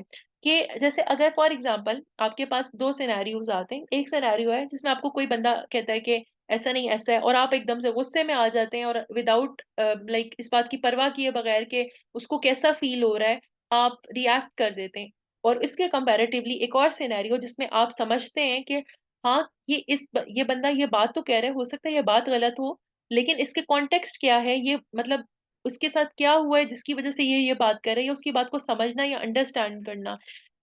दोनों में क्या फर्क है? दोनों में फर्क ये है कि एक में आपने विदाउट अंडरस्टैंडिंग उसका पर्सपेक्टिव या उसका नजरिया समझे बगैर आपने रिएक्ट कर दिया, और दूसरे में आपने ये भी अपना मतलब सबसे पहले आपको ये समझ आई कि मुझे क्यों गुस्सा आ रहा है, और उसके बाद फिर आपने उसके ऊपर भी उसका नजरिया भी समझने की कोशिश की कि अगर वो ये बात कर रहा है तो वो क्यों कर रहा है, उसके साथ एम्पैथाइज किया, यानी अपने आप को उसके शूज में रख के देखा कि मैं जो है अगर इसकी जगह होता तो मैं क्या करता, अगर मेरे साथ ये और ये और ये हुआ तो प्रोबेबली मैं भी ऐसा ही रिएक्ट करता। तो ये सोशल इंटेलिजेंस है बेसिकली, कि आप दूसरे के जज्बात समझ सकते हैं, आप उनको मैनेज करना या उस सिचुएशन को मैनेज करना आ जाए। ये वो तीसरी चीज होगी जो बेसिकली हम उसके बाद करेंगे। तो सबसे पहले अगर रिपीट करें, understanding your emotions and then understanding the emotions of the other person, ये बहुत जरूरी। ठीक है। अच्छा, जब हम ये कहते हैं कि अ, आपको दूसरे बंदे के इमोशंस को मैनेज करना जरूरी है, इसका हम ये मतलब हरगिज नहीं है कि you are responsible to make that person happy. नहीं, आपका ये काम नहीं है कि आपने दूसरे को खुश करना है या दूसरे की चापलूसी करनी है, दूसरे को आपने अच्छा फील कराना है। Your job is not to do that. Your job is कि हक के पैरामीटर पे, या एक जो एक अल्लाह ताला ने आपको तरीका या एक फ्रेमवर्क इस्लाम हमें सिखाता है, इसके अंदर ये चीज कहाँ फॉल करती है। अगर तो आप हक पे हैं और वो गलत है, तो फिर उसको कैसे मैनेज करना है। अगर वो हक पे और आप गलत हैं, फिर उसको कैसे मैनेज करना है। ये बेसिकली चीजें जो सोशल इंटेलिजेंस हमें सिखाती है। आपको ये पता होना चाहिए कि अगला कैसे फील कर रहा है और उसके इमोशंस को कैसे मैनेज करना है, लेकिन you have to keep that balance as well. ये ना हो कि आप इस रॉ में बैठ जाएं, क्योंकि हम बहुत सारे अपने मास्टर में देखते हैं लोगों को जो पीपल प्लीजर्स होते हैं, और मतलब उनकी सारी जिंदगी सिर्फ इसके गिर्द घूमती है कि अगला बंदा क्या सोचता है, ये बंदा मेरे बारे में क्या सोचता है। और मतलब रिएक्शनरी साइकोलॉजी में रह रहे होते हैं वो, कि आपका हर काम अगले की किसी भी चीज का रिएक्शन होगा। और आप यही सोच रहे होंगे कि अच्छा, जैसे फॉर एग्जाम्पल बहुत दफा हम ऐसा देखते हैं, पेरेंट्स हैं, बच्चे चाहते हैं कि बस अम्मी अबू को खुश कर लें किसी तरीके से। अब ये तो बीइंग अ पेरेंट हमारा काम है ना, कि हमने बच्चों को ये शऊर देना है कि your job is not to make me happy, your job is कि ये सही और ये गलत है, तुमने डिफरेंशिएट करना है। तो वही वाली बात है कि हर हर एस्पेक्ट में, चाहे हम पेरेंटिंग की बात करें, चाहे हम हस्बैंड वाइफ के रिलेशनशिप की बात करें, चाहे हम किसी भी और वर्क प्लेस की बात करें, कहीं भी और दोस्तों की बात करें, लेकिन हक कम्स फर्स्ट, या जो जो जो सही बात है दैट कम्स फर्स्ट। हमें सिर्फ ये पता होना चाहिए, लेकिन उसको किस तरह से, मतलब एक एक एक ऐसा तरीका जिससे हम उन इमोशंस को काबू पाके अपने भी और अगले बंदे की भी उस चीज को ओवरऑल एक विन विन सिचुएशन में कन्वर्ट कर सकते हैं। ये बेसिकली आर्ट है इमोशनल इंटेलिजेंस का। ठीक है। इस हवाले से अब अगर कोई सवाल है तो वो आप लोग कर लें, और उसके बाद फिर हम आगे मूव करेंगे।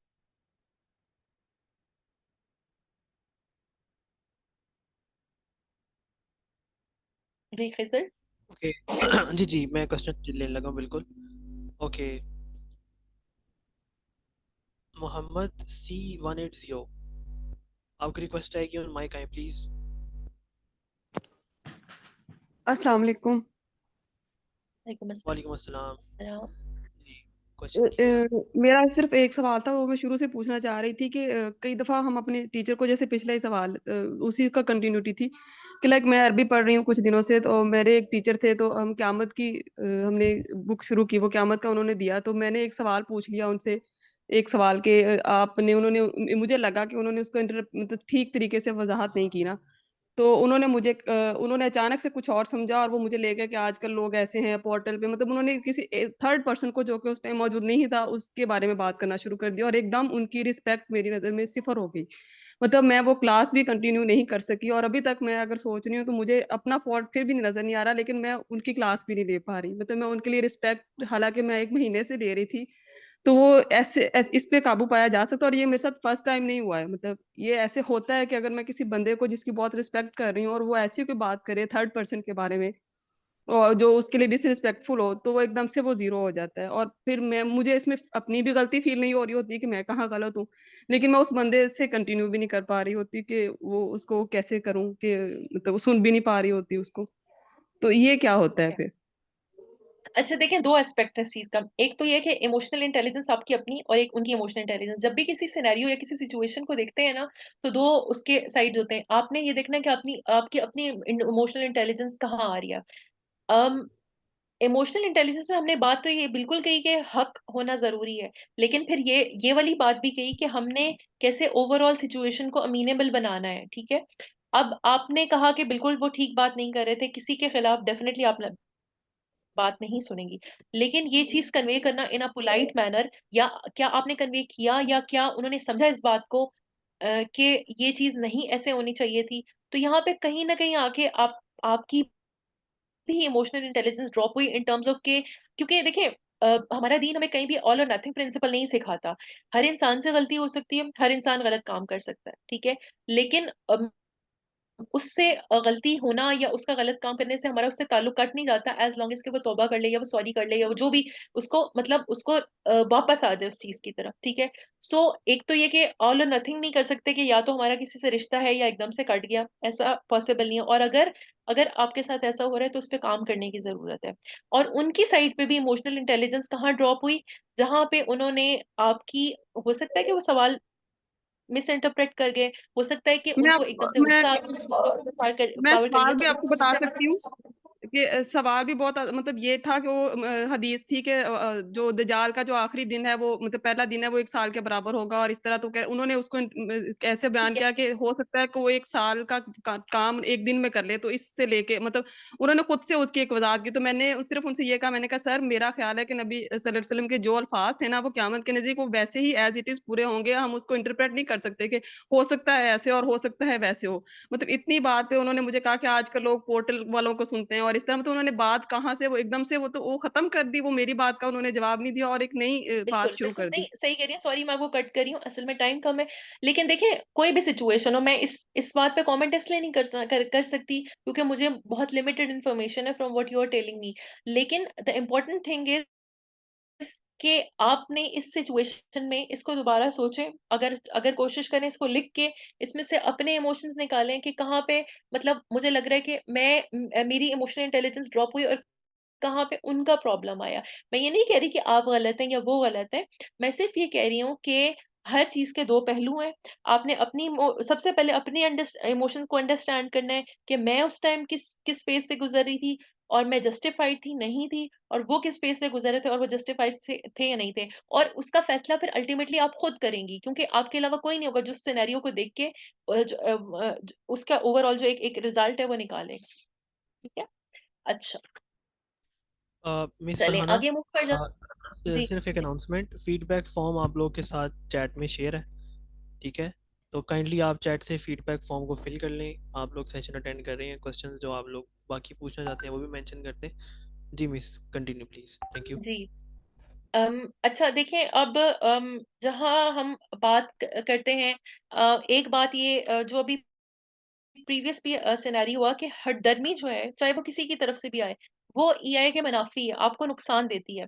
और जैसे अगर हम इवन आईएमएस की बात करते हैं तो एज अ दाई आपका काम इमोशनली इंटेलिजेंट होना है, क्योंकि अगर आप इमोशनली इंटेलिजेंट नहीं होंगे तो आपकी लैक ऑफ इमोशनल इंटेलिजेंस ना सिर्फ आपको नुकसान देगी बल्कि उस पर्पस को भी नुकसान देगी जिससे आप जुड़े हुए हैं, ठीक है। क्योंकि अगर से फॉर एग्जाम्पल कोई ऐसी चीज होती है जिसमें आपका इंटरेक्शन किसी ऐसे बंदे से होता है जो कोई एक लेमैन है जिसको नहीं पता कि क्या चीज सही है क्या गलत है, या उस वो फहम के उस रास्ते पे नहीं आ सका या उस लेवल पे नहीं है जिस पे आप मौजूद हैं, और उसको आप इमोशनली अनइंटेलिजेंट जवाब देते हैं या कोई अपना आपका इमोशंस की रो में बह जाते हैं, तो उससे होगा क्या, नुकसान ये होगा कि वो कहेगा कि ये तो सारे लोग आईएमएस के ऐसे ही हैं, या ये तो पूरा पूरा जो ग्रुप है वही ऐसा है, या फलां लोग ऐसे हैं। तो उसका ये हमेशा देख लें कि जब आप, एक तो वैसे जनरली आपकी जनरल लाइफ में भी इस चीज की बहुत अहमियत है, लेकिन स्पेशली अगर आप किसी कॉज से जुड़े हुए हैं तो उस वक्त आपका इमोशनल इंटेलिजेंस होना, इंटेलिजेंट होना इसलिए जरूरी है क्योंकि आपकी लैक ऑफ इमोशनल इंटेलिजेंस उस कॉज को नुकसान पहुंचा सकती है, ठीक है। अच्छा, अब एक और चीज देखिए, अब जहां हमने बात की कि हम हर रोज मुख्तलिफ लोगों से मिलते हैं, मुख्तलिफ चीजें कर रहे होते हैं, हमारे मुख्तलिफ इंटरेक्शंस कर रहे होते हैं। अम, अगर हमें कोई ये बताता है कि आप फलां से जाके बात करें और आपको इतने $100 मिलेंगे या इतनी चीजें मिलेंगी, तो या कुछ भी मिलेगा, कोई भी बेनिफिट मिलेगा, तो मतलब we would probably go outside and say अच्छा चलो देखते हैं क्या हो रहा है क्या नहीं हो रहा है, या एवरीबडी वुड वांट कि वो मुनाफा किसी भी फॉर्म में, सिर्फ पैसे की बात नहीं हो सकती, कोई भी मुनाफा है, कोई भी, ये कोई इंटरेस्ट की चीज है तो आप जरूर जाएंगे। लेकिन अगर हम अपने इंटरेक्शंस को देखें, डेली इंटरेक्शंस को देखें, तो होता ये जनरली हम देखते हैं कि हमें हमें हमें लग रहा होता है कि कभी कभार हम अपना एक बंदे का गुस्सा उठा के दूसरे पे निकाल रहे हैं, जो लोग हमारे सबसे ज्यादा करीब होने चाहिए, या जो हमारे फैमिली मेंबर्स हैं, या जिसके साथ हमारा सबसे अच्छा सलूक होना चाहिए, उनके साथ सबसे वर्स्ट सलूक होता है।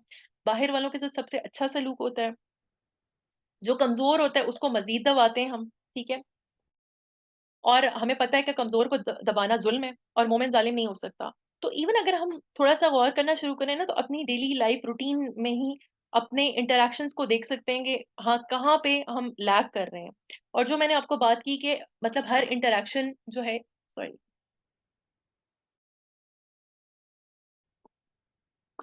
आप एक टिपिकल इन्वायरमेंट देखें एक घर का, यूजुअली तो क्या देखते हैं कि बहुत सारे लोग हैं और वो अपने अपने फोन्स पे लगे हुए हैं, अपनी अपनी चीजें देख रहे होते हैं, अपनी अपनी उदासी और अपनी अपनी लोनलीनेस को कम करने के लिए मजीद लोनली हो रहे हैं बाकी बाहर वालों से बात करके, जबकि उनके सामने उनके बच्चे बैठे हुए।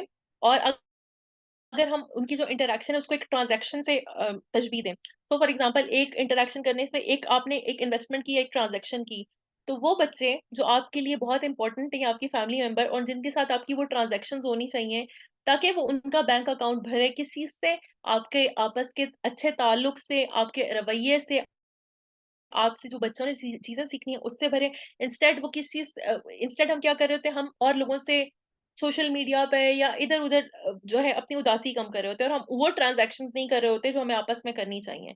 तो बेसिकली मतलब वही बात है कि अगर हम मतलब इस चीज पे तवज्जो दें कि हमारे इंटरेक्शंस कैसे हैं, बीइंग पेरेंट्स, बीइंग स्पाउसेस, हमें शिकवे बहुत ज्यादा होते हैं हमारे जो भी बेटर हाफ्स हैं उनसे, लेकिन हम अपने रवैयों पे नहीं गौर कर रहे होते कि बेसिकली हम कैसा बिहेव कर रहे हैं और हमारे इंटरेक्शन उनसे किस कदर, या हम उनको कितनी अहमियत दे रहे हैं, और फिर जब उसका रिस्पॉन्स आता है तो वो हमारे लिए थोड़ा सा टेंशन का बायस होता है।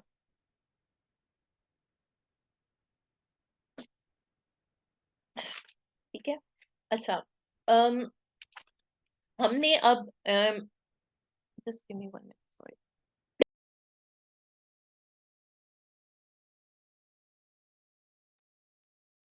ओके, एक एक्टिविटी ये करनी है कि जिसमें हम नेक्स्ट टाइम ये देखेंगे कि am I becoming more aware of my interaction with my family, या मैं अपनी फैमिली से बेहतर इंटरेक्शन कर रहा हूँ। am I able to manage my reactions to situations and family members, मतलब जो भी, मतलब आप 3 सिनेरियोज ऐसे ले लें अपनी नॉर्मल लाइफ में, जिसमें आपने उनके ऊपर बाद में रिफ्लेक्ट करना है और उसके बारे में सोचना है कि अगर मेरे ये इंटरेक्शन हुए थे, ये सिनेरियोज थे, तो उसके अंदर मेरा इंटरेक्शन कैसा था, क्या मेरा इमोशन जस्टिफाइड था, क्या वो जो मैंने किया था वो मुझे करना चाहिए था, और अगर नहीं नहीं किया जो मैंने करना चाहिए था तो क्या इसका बेटर सोल्यूशन हो सकता था। ये वही एक्टिविटी है जो हमने पहली दफा की थी, लेकिन अभी आप उसको अपनी फैमिली मेंबर्स के कॉन्टेक्स्ट में करेंगे, क्योंकि सबसे ज्यादा इम्पोर्टेंट जो चीज होती है, ये सबसे ज्यादा हम देखते हैं वो फैमिली मेंबर। आप उसके अलावा भी किसी के साथ करना चाहते हैं आप कर सकते हैं, लेकिन फैमिली मेंबर्स वो होते हैं जो हमसे सबसे करीब तरीम होते हैं, जो हमें सबसे ज्यादा, जिनसे हम हर्ट होते हैं और जो हमसे हर्ट होते हैं। और वो क्यों होते हैं? Primarily because of lack of emotional intelligence in the situations जो कि हम डील कर रहे होते हैं हर रोज। ठीक है। सो आई थिंक ये जरूरी है कि अगर हम लोग हम ये बात कह रहे हैं कि हमें समझना है और अंडरस्टैंड करना है, तो ये भी हमारे लिए जरूरी है कि हम उनको ऐसे सिनेरियोज के हवाले से मतलब इंट्रोस्पेक्ट करें और उनको लिखें। एक्टिविटी करने से फायदा ये होगा, आप ज्यादा अवेयर हो जाएंगे अपनी सिचुएशन से। इसके हवाले से किसी का कोई सवाल है, कोई चीज है जो बताना चाहते हो तो प्लीज करें, वरना फिर हम आगे मूव करें। ओके अच्छा, महजबीन, अंशरा कह रही आपको है कि सवाल रिपीट कर लें। जी जी कर सवाल दें नहीं कर मैंने दें पूछा, मैंने एक्टिविटी के हवाले से बात की है, उसके हवाले से अगर किसी का कोई सवाल है तो प्लीज बता दें।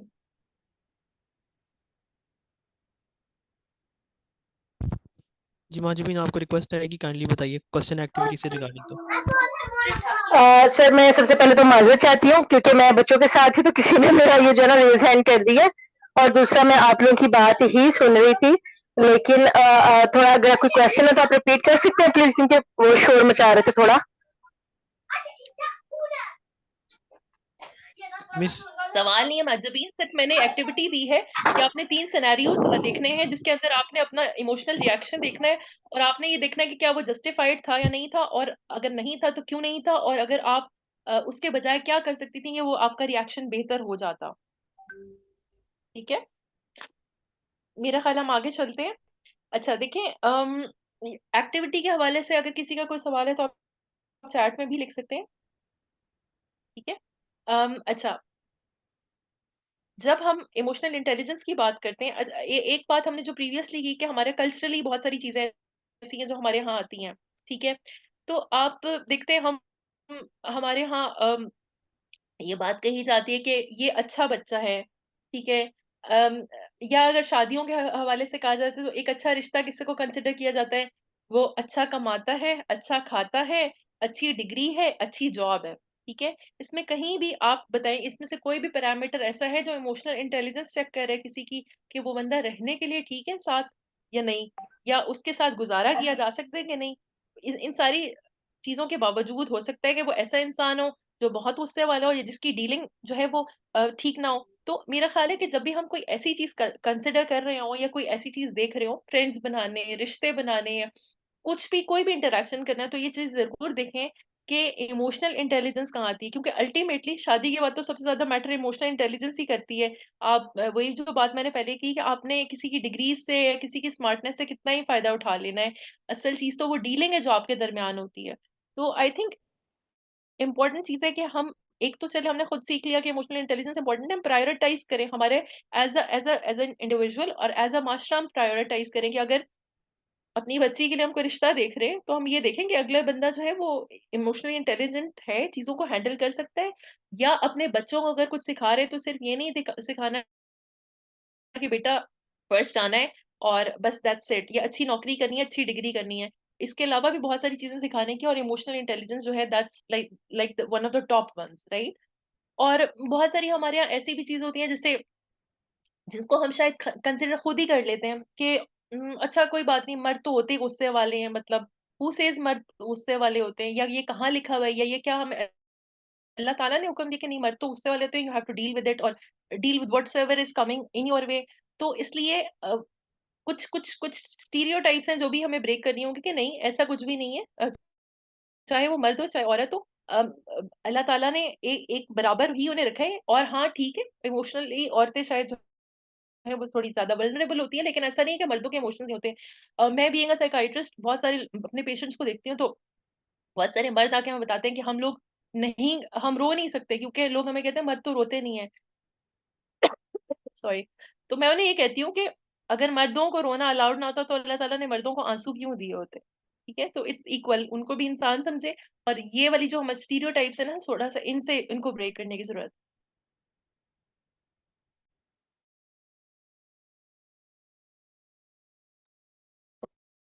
ओके,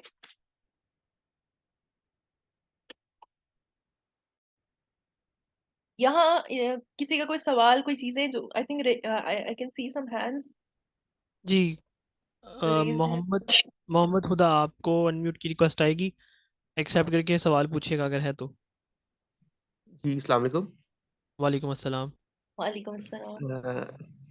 जी मेरा क्वेश्चन ये है कि एक तो मेरा फर्स्ट सेशन है इमोशनल इंटेलिजेंस पे, तो क्वेश्चंस तो काफ़ी कुछ है और काफ़ी इंटरेस्टिंग भी मुझे लगा ये सब्जेक्ट। क्वेश्चन मेरा सिंपल ये है कि शुक्र जो है ये भी इमोशन ही है, और दूसरा ये कि सुस्ती, ये 2 इमोशंस हैं कि नहीं?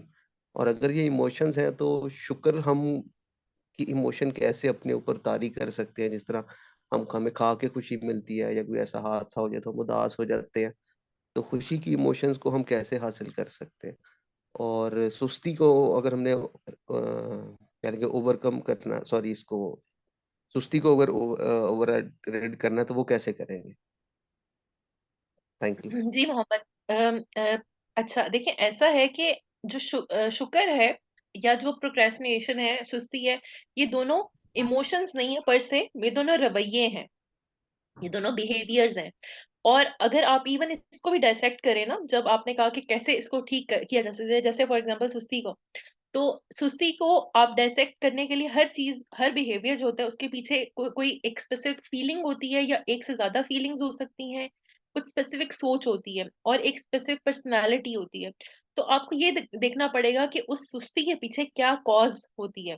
कुछ लोग होते हैं, उनको लगता है कि बिल्कुल हम एंड पे कर लेंगे चीजें तो वो हो जाएंगी, कुछ लोग अपने आप को इतना कॉम्पिटेंट नहीं समझते कि वो काम को कर लेंगे, कुछ लोगों को लगता है कि वो काम अहमियत का हामिल नहीं है, या शायद वो जबान से तो कहते हैं वो अहमियत है, लेकिन उनको एक्चुअली उस चीज को इतना इम्पोर्टेंट नहीं समझते, जिसकी वजह से उसे कर नहीं पा रहे होते हैं, या मतलब वो चीज शायद आपकी प्रायोरिटी नहीं होती। तो इसकी मतलब इसके कोई स्पेसिफिक वो नहीं है कि प्रोक्रेस्टिनेशन इस वजह से है, या प्रोक्रेस्टिनेशन का ये एक वजह है, ठीक है। It can be many things, और आपको डील करना है उस चीज से जिससे आप सफर कर रहे हैं। ओके, सो बेसिकली मतलब वही है कि किसी भी बिहेवियर का, और यही हमारी हम इंशाल्लाह नेक्स्ट उसमें भी करेंगे, कि जब भी आप किसी रवैये को देखते हैं तो हमेशा उससे पीछे एक फीलिंग होती है।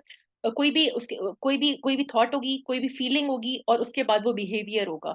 तो उससे आपको थोड़ा सा रिवर्स इंजीनियर करना पड़ेगा, और आपको जाके देखना पड़ेगा कि क्या वो सोच है जो मुझे इस चीज के अंदर कर रही है, और उससे उसके भी पीछे क्या वो फीलिंग है, ठीक है। और इसको जब मजीद हम थेरेपी में जाएंगे तो उसको मजीद डिटेल में करेंगे, बट उसका सिंपल प्लेन आंसर यही है कि आप अपने उस बिहेवियर को डायसेक्ट करें, and you need to know the causes. उस उनकी कॉजेज में जाएंगे, क्या ऐसा तो नहीं है, वैसा तो नहीं है। लेकिन देखिए अल्टीमेटली हर चीज का जवाब इंट्रोस्पेक्शन है, हर चीज का जवाब आप अपने बिहेवियर पे रिफ्लेक्ट करना है, ठीक है। इसीलिए हम हमेशा, जैसे सर साहिल भी ये कहते होते हैं कि फीडबैक बहुत जरूरी है। फीडबैक क्यों जरूरी है? फीडबैक इसलिए जरूरी है कि आपको अपने लिए अपने आप से ऑनेस्ट होना जरूरी है। क्योंकि जब तक आप अपने आप से ऑनेस्ट नहीं होगा, आप अपने आप को समझेंगे कि नहीं मैं जो कर रहा हूँ वो ठीक कर रहा हूँ, तो तब तक तो आप कुछ सीख ही नहीं सकते नया, या चीजों को बेहतर नहीं कर सकते। वंस आप अपने आप से ऑनेस्ट हो गए, तो फिर आपने उन लोगों से पूछना है या इर्द गिर्द वालों से पूछना है कि जो बेसिकली आपसे मुतासिर हो रहे हैं, and that is precisely what is called feedback, ठीक है। सो वही बात है कि अल्टीमेटली किसी भी रवैये, चाहे वो प्रोक्रेस्टिनेशन है, चाहे वो शुक्र है, चाहे वो सब्र है, कुछ भी है, आपने हमेशा उसको डायसेक्ट करके देखना है कि अगर कोई अच्छा कैरेक्टरिस्टिक है तो मैं किस तरह ये कर सकता हूँ, या क्या क्या चीजें हैं जो मुझे इसकी तरफ लेके जा रही है, या मेरी शख्सियत में क्या पॉजिटिव एट्रीब्यूट्स हैं जो जो मुझे इस बिहेवियर की तरफ ले जा सकते हैं, और क्या क्या नेगेटिव चीजें हैं जिसको मैं अवॉइड कर सकता हूँ, या मुझे उनको ओवरकम करना है, और उसके बाद मैं ये बिहेवियर इख्तियार कर सकता हूँ। और ये बेसिकली आपकी इमोशनल इंटेलिजेंस है, कि जो अपनी खूबियां हैं, या जो अपनी आपको पता है, और यहाँ पे फिर वही बात आ जाती है खुद आगाही वाली, कि आप अपने आप से आगाह हैं, आप अपने आप को जानते हैं, तो आपको पता होगा कि मेरे अंदर क्या खूबियां, और आप उन खूबियों को टैप करके किसी बेहतर, मजीद बेहतर चीज में, मकसद में, काम में, रवैये में लगा सकते हैं। और आपको जब पता है कि आपके अंदर ये खामियां हैं, तो उनको मिनिमाइज फिर कैसे करना है आपने, ठीक है। सो ये चीज है कि आपने देखना है कि एक तो आप अपने आप से ऑनेस्ट हैं, और दूसरी बात है आप फीडबैक, और फीडबैक में गुस्सा नहीं आना चाहिए। फीडबैक चाहे ऑनेस्ट है चाहे नहीं honest, everything tells you something about yourself. So ज्यादा से ज्यादा फीडबैक लेने वाले बने, कि कि आपको पता हो। और इवन लाइक फीडबैक अपने हवाले से भी, या कोई काम भी करना है, तो हमारे यहाँ हमारे दीन में मशवरे को क्यों इतनी अहमियत दी जाती है? उसकी वजह यह है कि सिर्फ एक इंसान काफी नहीं होता, आपको बाकी लोगों से पूछना पड़ता है, आपको हर एक की इनपुट लेनी पड़ती है, हर एक से फीडबैक लेनी पड़ती है, और फिर एट द एंड अपने अपने दिमाग से डिसाइड करें एंड सी। और ये चीज आपको लीडरशिप में, specifically when you are working in IMS, तो आपको बहुत काम आएगी कि कैसे एक दाई जो है वो अपने साथ वाले, आप अगर एक कैप्टन है तो आपके टीम लीडर्स जो हैं वो आपके लिए कितने इंपॉर्टेंट है, उनका उनको इंक्लूड करना कितना इंपॉर्टेंट है, उनकी फीडबैक लेनी कितनी इंपॉर्टेंट है। अगर उनके तरफ से आपकी ऊपर किसी बात पे तनकीद आ रही है, तो ऑनेस्टली अपने साथ बैठे और सोचें और देखेंगे। हो सकता है कि मेरा मसला हो, और हो सकता है कि मुझे अल्लाह ताला ने इस मकाम पे इसीलिए पहुंचाया हो कि हो सकता है ये चीज मेरी बेहतर करनी हो, ये वाली चीज जो है, ये वाली बुरी आदत ब्रेक करनी हो, ठीक है। और फिर देखिए, एक चीज जो आती है, और जो स्पेसिफिकली हमारे साथ हर रोज तकरीबन होती है, हर वक्त होती है, कि हम बहुत जल्दी पैनिक कर जाते हैं चीजों में, परेशानियों में, मुश्किलात में, ठीक है। तो ये चीज भी जब हम कहते हैं इमोशनल इंटेलिजेंस से इसको डायसेक्ट करेंगे, हम अपने वो इमोशन के अंदर ताबे नहीं आएंगे, तो आहिस्ता आहिस्ता मतलब हमने ये सोचना ना कि हमारे काबू में क्या चीज है। और फिर ultimately at the end of the day हर चीज तो अल्लाह ताला के पास है। मैं हमेशा जो नबी पाक सल्लल्लाहु अलैहि वसल्लम का वो वाकया है जिसमें उनके पास एक वो शख्स तलवार ले आया, और उन्होंने पूछा कि अब तुम्हें मुझसे कौन बचाएगा, और उन्होंने कहा अल्लाह ताला बचाएंगे। उनकी उनकी आवाज में इतना काम था, और वो इतने काम थे कि उस बंदे से तलवार गिर गई। आप देखें द लेवल ऑफ तवक्कल, इतना तवक्कल होना कि आप दुनिया में कहीं भी हैं, आप कुछ भी हैं, आप कोई भी काम कर रहे हैं, आप किसी भी कैपेसिटी में कर रहे हैं, आप अल्लाह ताला के लिए इम्पोर्टेंट हैं। और द फैक्ट कि आप इस दुनिया में जी रहे हैं और ये जिंदगी जी रहे हैं, इसका मतलब ये है कि अल्लाह ताला ने आपसे कोई काम लेना है, और इसका मतलब ये है कि वो आपके साथ है, चाहे आप कहीं भी हैं। तो ये जो पैनिक वाली फीलिंग होती है, इसको कम से कम आप तवक्कल से, शुक्र से और इमोशनली इंटेलिजेंट होके बचा सकते हैं। I think will stop now, क्योंकि हमने काफी चीजें कवर कर ली हैं। दो के हम मजीद भी कवर करनी थी, लेकिन आई थिंक टाइम काफी हो रहा है, और कुछ क्वेश्चंस लेंगे and then will wrap up the session. जी खिजर, सवाल लेने। जी लेनोवो, आपको रिक्वेस्ट आएगी, आप अनम्यूट करें और काइंडली कोशिश किया करें कि अपने बेशक सर नेम के साथ आ जाया करें, जो आपका नेम है असल। जी अस्सलाम वालेकुम, माय नेम इज़ वालेकुम आमना। सॉरी किज़र, मेरा ये ऑफिस का लैपटॉप है, तो वो जूम की मीटिंग्स होती हैं, इसलिए मैं अपना आईएमएस का टीएल आईडी और वो नहीं इसमें लिख सकती। It's very good session. मेरा ये फर्स्ट सेशन है, मैंने पिछला वाला नहीं किया था। तो मेरे एक दो क्वेश्चंस हैं स्पेसिफिकली, जिस तरह इन्होंने दो तीन हमें कहा सिनेरियोज में अपने आप को चेक करें। तो मुझे एक दो इनसे क्वेश्चंस ये करने हैं। जैसे इन्होंने अभी बात किया कि हम पाकिस्तानियों की, मैं ये ज़्यादा कह सकती हूँ कि हम बड़ी जल्दी पैनिक कर जाते हैं सिचुएशंस में। तो how can we handle them? और जो स्पेसिफिक सिनेरियो की बात कर रहे हैं, तो इस तरह मेरे साथ तो बहुत बार हुआ है कि एक प्रॉब्लम जो है वो मेरी एक पर्सनालिटी के साथ जो है वो है, और मैं उसके ऊपर थिंक भी करती हूँ और उसको मिटिगेट करने की भी कोशिश करती हूँ, लेकिन नेक्स्ट टाइम वो फिर, और उससे बाद वो फिर। तो इसमें इसकी क्या रीजन है कि वो जो चीज़ है वो ओवरकम क्यों नहीं हो रही? जी थैंक यू। आमना, आपका ये एक सवाल तो ये था, इससे पिछला क्या सवाल? अच्छा, पैनिक का आपने पूछा था। अच्छा देखिए, पैनिक जो है ना वो हमारा, क्योंकि वही है कि कौमी रवैया है और ये बाय डिफॉल्ट हमारे अंदर है। ठीक है, हम बहुत पैनिक करते हैं, और जबकि हम देखते हैं कि usually, and I am not saying कि जरूरी नहीं है ऐसा हो, लेकिन हम जनरली देखते हैं कि वेस्टर्न नेशन थोड़ी सी हमारे से ज्यादा काम हमें दिखती है, हम थोड़े ज्यादा जज्बाती हो जाते हैं। देखिए, बात यह है कि जैसे मैंने आपको कहा ना कि जो इमोशनल आपकी जो एनर्जी है या जो आपके जज्बात है, वो एक ताकत है। ये आपका काम है कि उसको किस तरह टेम करना है और कैसे उसको काबू पाना है। ठीक है, कभी कभी आपको अपना थेरेपिस्ट बनना पड़ता है और अपनी आपको थेरेपी खुद करनी पड़ती है। पैनिक कर जब आप करें, सिर्फ आपने सिर्फ ये देखना है कि जो आप जज्बात की रो में बह ना जाएं, आप उस चीज को मतलब थिंक थ्रू कर सकें, या आप अपने आप को कम से कम काम डाउन कर लें। क्योंकि पैनिक में मैक्सिमम हमें क्या फीलिंग आ रही होती है कि लाइक कुछ गलत हो जाएगा, और चीजें जो है वो गलत हो जाएंगी, या बहुत बुरा होने वाला है। और बात यह है कि बीइंग अ मुस्लिम हमारा बिलीफ है कि अगर कुछ बुरा होना है तो वो बुरा होना है। मैं ये नहीं कह रही कि मतलब अगर आप खुद कुछ बुरा कर रहे हैं तो आप उसका इल्जाम भी अल्लाह ताला को दे दें, नहीं ऐसा नहीं है। लेकिन अल्लाह ताला ने जो आपकी तकदीर कदर पे हमारा यकीन है ना, तो हम कहते हैं कि जो अल्लाह ने हमारे नसीब में लिख दिया हमें वो मिलेगा। ठीक है, सो अगर मुझे वो नुकसान मिलना है तो नो मैटर व्हाट वो मुझे मिलेगा, और अगर नहीं मिलना तो अल्लाह ताला बचा लेगा। आप दुआ कर सकते हैं, जो भी चीज मतलब what ever works for you, आप उस टूल का सहारा ले सकते हैं। आपने सिर्फ ये देखना है कि आप जब पैनिक कर रहे होते हैं तो क्या चीज आपको कंसोल करती है। क्या वो किसी की हेल्प है, या कोई आपको कंसोल कर देता है तो वो चीज आपके लिए हेल्प करती है? क्या आपको दुआ करना हेल्प करता है? अल्लाह ताला कहते हैं ना, सबर और नमाज से मदद लो, क्या आपको नमाज मदद करती है? मतलब जो भी चीज basically what ever works for you. तो आपने अपने जो टूल किट है वो खुद बनानी है। ठीक है, लेकिन मतलब मेरे कहने का मकसद ये है कि पैनिक, एंटी पैनिक किट होनी चाहिए आपके पास बेसिकली, जिसमें अपने अपने टूल्स रखे हो कि जब आपको पता हो कि ये वो टाइम है कि अब मुझे उसकी जरूरत है, तो आप करें, आप कुरान पढ़ें, आप नमाज पढ़ें, मतलब जो भी चीज है। और when I am saying that, मैं बिल्कुल ये नहीं कह रही हूँ कि जो जो मतलब from a psychological perspective panic illness है, किसी को एक्चुअल एंजाइटी होती है, उसके लिए उनके लिए भी चीजें हेल्पफुल हो सकती है, but you also need to take professional help for that. But मैं जनरली अपने आम जिंदगी के कॉन्टेक्स्ट में ये बात कर रही हूँ कि आपको जो भी चीज what ever works for you, आप उस पर काम करें और अपनी एक टूल किट बनाएं। मसला ये होता है कि देखिए, जंग जंग जो होती है उसका जो उसकी जो तैयारी होती है वो अमन के जमाने में की जाती है। हमारा मसला ये है, हम अमन के जमाने में जब हम नॉट पैनिक मोड में होते हैं हम कोई तैयारी नहीं करते, और जब हम पैनिक में आ जाते हैं तो हमें पता नहीं होता व्हाट टू यूज। तो एक्चुअली अपने नॉर्मल मोड में, अपने डिफॉल्ट मोड में, अपना जो अमन का जमाना है उसमें पैनिक की तैयारी करके रखें, ताकि जब आप पैनिक में हो तो आपके पास वो टूल्स मौजूद हों। ठीक है।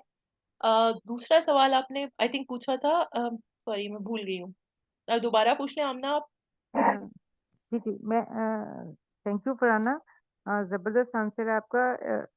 I will try. मैं सेकंड क्वेश्चन मेरा ये था कि मैं आपसे पूछ रही थी कि एक पर्सनालिटी है, उसके साथ जो है कोई समन है आपकी, आप एक सिचुएशन जैसे एक आप सिचुएशन में होते हैं, आपको लगता है कोई मिस्टेक कर रहे हैं, ठीक है, आप उसको एनालाइज भी करते हैं, जैसे आपने कहा अपने डिफॉल्ट मोड में जाते हैं, आपको अपनी गलती भी पता लग जाती है, और आप नेक्स्ट टाइम में फिर वही कर रहे होते हैं, और थर्ड टाइम भी फिर वही कर रहे होते हैं। तो व्हाट हैपेंस फॉर दिस, कि ये क्यों है? देखिए, बात ये आमना कि आप अगर एक चीज, अगर आपकी एज 20 साल है और आप एक काम 20 साल से करते आ रहे हैं, तो ऐसा पॉसिबल नहीं होगा कि एक दफा करने और दूसरी दफा करने और तीसरी दफा करने से आपको बहुत ज्यादा प्रैक्टिस चाहिए होगी। आपको बहुत, जितना मतलब जितना उस हैबिट का आपके ऊपर असर है, या जितना जितना उस डिफॉल्ट को मोड का आपके ऊपर असर है, उतना ही उसको ब्रेक करना मुश्किल होगा और आपको मेहनत करनी पड़ेगी। इसका सिर्फ एक ही तरीका है, ट्रायल एंड एरर। मतलब आप पहली दफा करेंगी तो एक मुख्तलिफ फीलिंग होगी, शायद आप 20वीं दफा करेंगी तो थोड़ा सा आसान हो जाएगा, शायद आप 50वीं दफा करेंगी तो उससे ज्यादा आसान हो जाएगा, 1000 टाइम करेंगी तो उससे मतलब हो सकता है बिल्कुल ही आसान हो जाए आपके लिए। तो it's constantly trial and error वाली बात है कि आप कोशिश करेंगी, फिर अगर आप सक्सेसफुल नहीं है फिर दोबारा कोशिश करिए, दैट्स द ओनली वे। और अगर फिर भी नहीं हो रहा तो आपने देखना है कि क्या बैरियर्स हैं। हो सकता है कोई ऐसे बैरियर्स आपने अपने आप में ही अंदर से ऐसे लगाए हुए हैं, जिसकी वजह से वो चीज सही नहीं हो पा रही, तो उसके लिए फिर रिफ्लेक्ट करना जरूरी है। मैं हमेशा अपने पेशेंट्स को भी कहती हूँ, जनरली भी कोई मुझसे मशवरा मांगते हैं तो मैंने कहती हूँ जब जिंदगी में कुछ समझ ना रहा हो तो एक पेन और पेपर लेके बैठ जाएं और सोचें उस चीज के बारे में, जॉट डाउन करें, लिखें जो भी आपको समझ आ रहा है। उसके बाद जब आप उसको दोबारा देखेंगे तो maybe things will make a bit sense to you, और उसके बाद दोबारा एक दफा दोबारा एक्टिविटी करेंगे, मजीद आपको उस चीज की समझ आना शुरू होगी। तो it's a continuous process, you can not really think के परफेक्शन आपको फौरन हासिल हो जाएगी, ऐसा नहीं होता। ठीक है। सो और दूसरा ये कि अपने आप को माफ करना भी सीखें। मतलब हम थोड़े से हमारे अंदर थोड़ी सी फॉरगिवनेस कम होती है अपने लिए, हम कहते हैं कि नहीं ये, और आपको पता होता है कि ये चीज माइनर है, ये मेजर है। मैं ये नहीं कह रही कि गुनाह कर लें और उसके ऊपर अपने आप को माफ करें, नहीं ऐसा बिल्कुल नहीं है। लेकिन अगर कोई चीज ऊपर नीचे हो गई है तो अपने आप को माफ कर दें, ओके ठीक है मैं भी इंसान हूँ, नेक्स्ट टाइम मैं दोबारा कर लूंगा। जब तक आप अपने आप को ये एज नहीं देंगे तब तक आप नहीं, बेहतर नहीं हो सकता, इसलिए क्योंकि आप कहेंगे नहीं मैं तो कर ही नहीं, होपलेस हो जाएगा इंसान। और होपलेसनेस किसका हथियार है? शैतान का हथियार है, जो कि आप मोमिन कभी भी ना उम्मीद नहीं हो सकता। तो आपको अपनी होप हमेशा मेंटेन करनी है और अपने आप को वो लीवरेज देनी है फॉर दैट टाइम भी, कि नहीं मैं नहीं कर सका लेकिन मैं कर रहा हूँ और I am on the way. ठीक है फरहाना, दैट्स वेरी नाइस। आपने ये बहुत आमना, जबरदस्त मकसद दिया। अनफॉर्चुनेटली बहुत ज्यादा हैंड्स रेज्ड हैं, I won't be able to take any more questions. अगर नहीं, नो, इसके साथ ही रिलेटेड है कि अगर आप ये बात कर रही हैं कि होपलेस नहीं होना, तो मैं स्पेसिफिकली आपको बता रही हूँ कि जिस तरह की फलस्तीन की सिचुएशन है, तो वो इतना बेबस अपने आप को महसूस कर रहे हैं बहुत ज्यादा। तो अब हम कैसे, मुझे तो लगता है हमारी हुक ही गलत है, हमारा वो जो आप तवक्कल वाली बात कही है कि मुझे लगता है हमारी डायरेक्शन ही बिल्कुल रॉन्ग है। तो वो मतलब आई आमना कांट बिल्कुल। अंडरस्टैंड कि अच्छा देखिए, जो वो एक फलस्तीन वाली होपलेस बात वाली की है सिचुएशन तो बिल्कुल, आ रही है। मैं जी जी मैं उस पर आपको ये बता दूं कि देखें, बिल्कुल हम मुसलमान हैं, हमें और मुसलमान के हर इंसान को दुनिया में गुस्सा आ रहा है, लेकिन हमारे लिए स्पेसिफिकली गुस्से का मकाम है। अगर किसी कोई हमारे बहन भाइयों के साथ ये कर रहा है और हमें गुस्सा नहीं आ रहा, तो ये लैक ऑफ ईमान की निशानी है, ये ईमान की निशानी है कि हमें गुस्सा आ रहा है। लेकिन फिर आपने यही देखना है ना कि आप अगर ये सोचते हैं कि हम तो सब कुछ गलत है, तो ठीक है सब कुछ गलत है तो कहीं ना कहीं से तो स्टार्ट करना है ना ठीक करना। अगर 20 साल पहले नहीं कर सके तो आज से शुरू कर दें, कम से कम हम इतना तो करें कि अपनी जो उनके लिए कर सकते हैं वो जरूर करें, लेकिन हम उसकी रूट कॉज को आइडेंटिफाई करें ना, कि बेसिकली कहाँ से ये जड़ें कहाँ से पकड़ रहे हैं। और फिर अपने आप से सवाल पूछें कि क्या इन 6 हफ्तों में जब तक ये जंग जारी रही आपने कितनी कोशिश की अपने आप को बदलने की, या आपकी वो जो चीजें थी जो आप कोशिश कर सकती थी और नहीं की, या क्या काम था जो आप इंडिविजुअल कैपेसिटी में या उम्मत मुस्लिमा को स्ट्रॉन्ग करने के लिए कर सकती थी और आपने की या नहीं की व्हाट्सोएवर। तो नाउमीदी तो किसी फॉर्म में हम अफोर्ड ही नहीं कर सकते। अगर अभी भी जो कुछ हो रहा है उसके बाद हम नाउमीद हो जाए, आप देखें फिलिस्तीनी नाउमीद नहीं है, वो द फैक्ट कि वो हर रोज उठ के लड़ते हैं, क्यों लड़ते हैं? क्योंकि उनको पता है हम अल्लाह के लिए कर रहे हैं, और हम अल्लाह के लिए कर रहे हैं और हमें इसका रिवॉर्ड मिलेगा। तो वही बात है कि अगर वो कर सकते हैं उस सिचुएशन में, तो व्हाई नॉट अस? हम तो बहुत बहुत बेहतर हालत में रह रहे हैं, हमारे से तो कुछ भी नहीं हो रहा। तो अगर हमारे अंदर वो जज्बा है उनके लिए, तो उसको टैप करें, उसको चैनल करें पॉजिटिव डायरेक्शन में, and to do something about it. सिर्फ अकेले, वही बात है, सर साहिल भी तो कहते हैं कि अकेले आंसू बहाने से, अकेले परेशान होने से, नाउमीद होने से कुछ भी नहीं होता। इनफैक्ट आपकी इस पे कोई वो नहीं होगी कि आप नाउमीद हो रही हैं, बल्कि अगर आप उस इमोशन को, उस परेशानी को, उस टेंशन को, जो भी आपको इमोशन फील हो रहा है, गुस्सा जो आ रहा है, उसको चैनलाइज करें और एक्चुअली कुछ करें on the ground. That is the key to do. Okay, next question. जी जी, थैंक यू, जज़ाकल्लाह सर। जी अली, आपको रिक्वेस्ट आएगी, काइंडली ऑन माइक आएं और क्वेश्चन पूछें।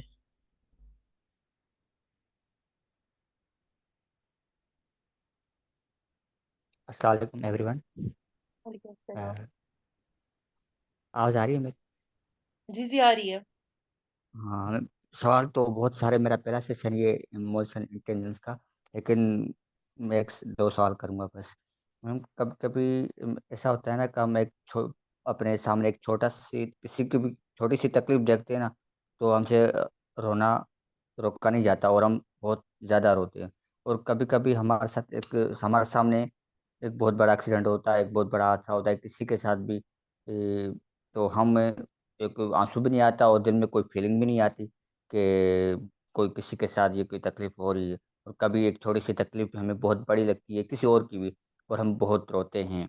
तो ये ईमान का हिस्सा है कि उस वक्त हमारा ईमान ज़्यादा होता है, या कोई ऐसी चीज़ें जो जब हम नहीं रोते या किसी एक्सीडेंट पे हमें कोई किसी की तकलीफ महसूस भी नहीं होती, तो ये हमें ऐसा लगता है कि हम मतलब थोड़ा दीन से दूर आ गए हैं, या ईमान से थोड़ा मतलब थोड़ा किसी और सख्त दिल, और ये सख्त दिली किसकी तरफ जाते हैं? हमारे अपने वो जो डेली रूटीन है उनकी वजह से हमारे दिल सख्त हो जाते हैं, या किसी और की वजह से?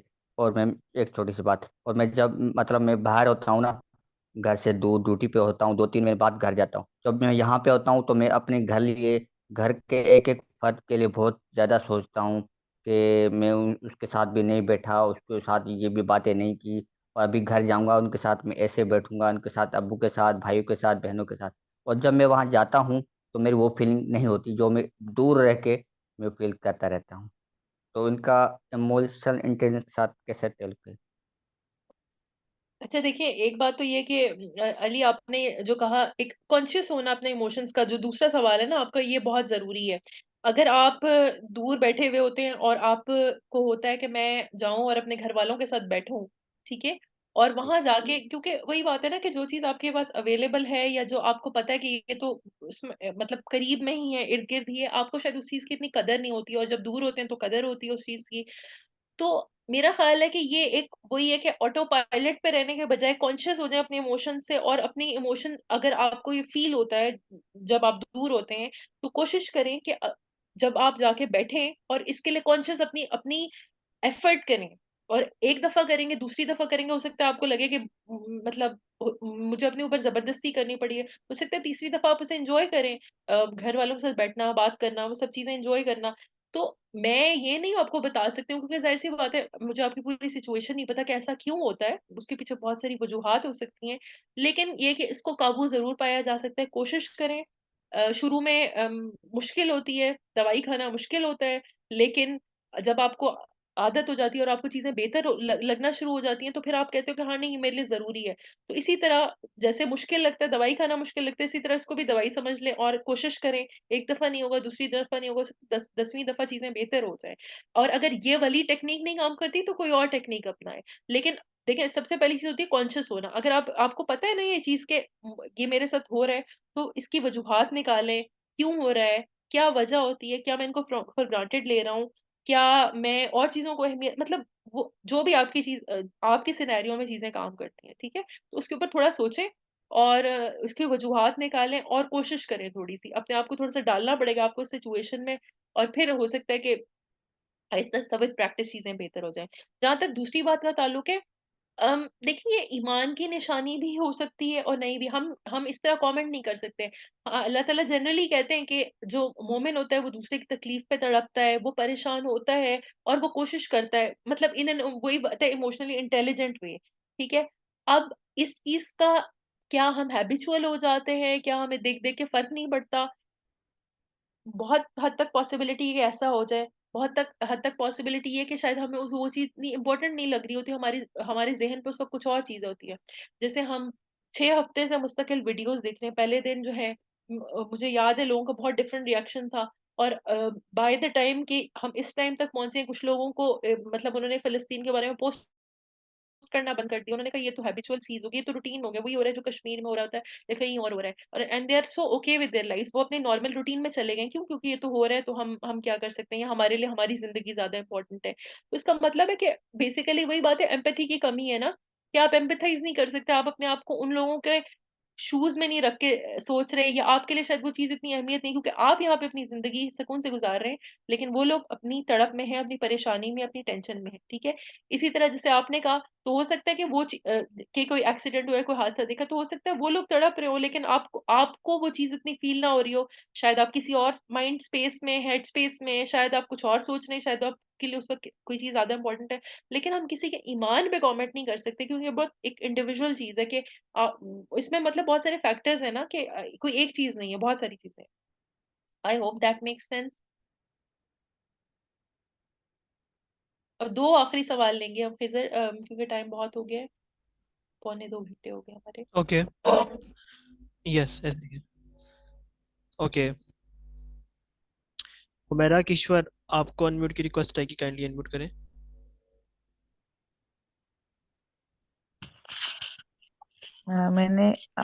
मेरे एक दो सवाल थे। पहला सवाल तो मेरा ये था कि समटाइम्स हम ऐसी सिचुएशन में होते हैं और हमें उसका सॉल्यूशन भी पता होता है, पर हम इतने कंफ्यूज हो जाते हैं कि हमें समझ नहीं आती कि हम किस तरफ जाएं। और दूसरा सवाल ये था कि हमें पता होता है कि हम इस सिचुएशन से कैसे निकलेंगे, कोई भी बात हो हम उस पे पैनिक, मतलब एकदम से पैनिक होते हैं, हम अपना रिएक्शन भी देते हैं। ऐसा हम क्या करें कि हम उस सिचुएशन में पैनिक ना हो। हमें पता होता है कि ये सिचुएशन हमारे पास जब भी आएगी तो हम ये वाला करेंगे रिएक्शन, पर हम वो रिएक्शन ना करें बल्कि हम उसको ओवरकम कर लें। ये मेरा प्रैक्टिस, पहला सेशन था। तो मेरा यस, प्रैक्टिस जी जी। प्रैक्टिस होगी। मैं इसका जवाब दे देती हूँ, फिर आप दूसरा सवाल पूछ लीजिएगा। प्रैक्टिस करें, और वही मैंने जैसे कहा था, अपनी एंटी पैनिक टूल किट अपनी जो है बना के रखें। जब आपको पता हो कि आपने पैनिक करना है, ये अच्छा, कंफ्यूजन इटसेल्फ एक इमोशन है, तो आपको जब हम इमोशनल डीलिंग देखेंगे तो इंशाल्लाह मजीद इस पे बात करेंगे। लेकिन कंफ्यूजन आइडेंटिफाई करें ना, कि कंफ्यूजन इमोशन है, आपने आइडेंटिफाई कर लिया, उसके बाद आपको समझ आ रही है, अब आप ये देखें कि किस वजह से कंफ्यूज है। क्या कोई एक्सटर्नल प्रेशर है, या कोई कोई और वजह, क्या वजह है, कि क्या बेसिकली बुनियादी बात है जो आपको कंफ्यूज कर रही है, और आपको पता है कि उसका जवाब ये है। क्या वो लैक ऑफ करेज है, या आपकी अंदर जो है डिसीजन मेकिंग की कमी है, क्या वजह है जो बेसिकली आपको परेशान करी है, और फिर आप उस एस्पेक्ट पे काम करेंगे और उसको स्ट्रॉन्ग करेंगे। और ये जो पैनिक और कंफ्यूजन वाला, ये दोनों मतलब एक तरह से रिलेटेड है, इंटर रिलेटेड है? नहीं नहीं, कंफ्यूजन एक अलग इमोशन है। कंफ्यूजन का मतलब ये है कि आप कंफ्यूज्ड हैं, आपको नहीं समझ आ रहा है कि मुझे क्या करना है।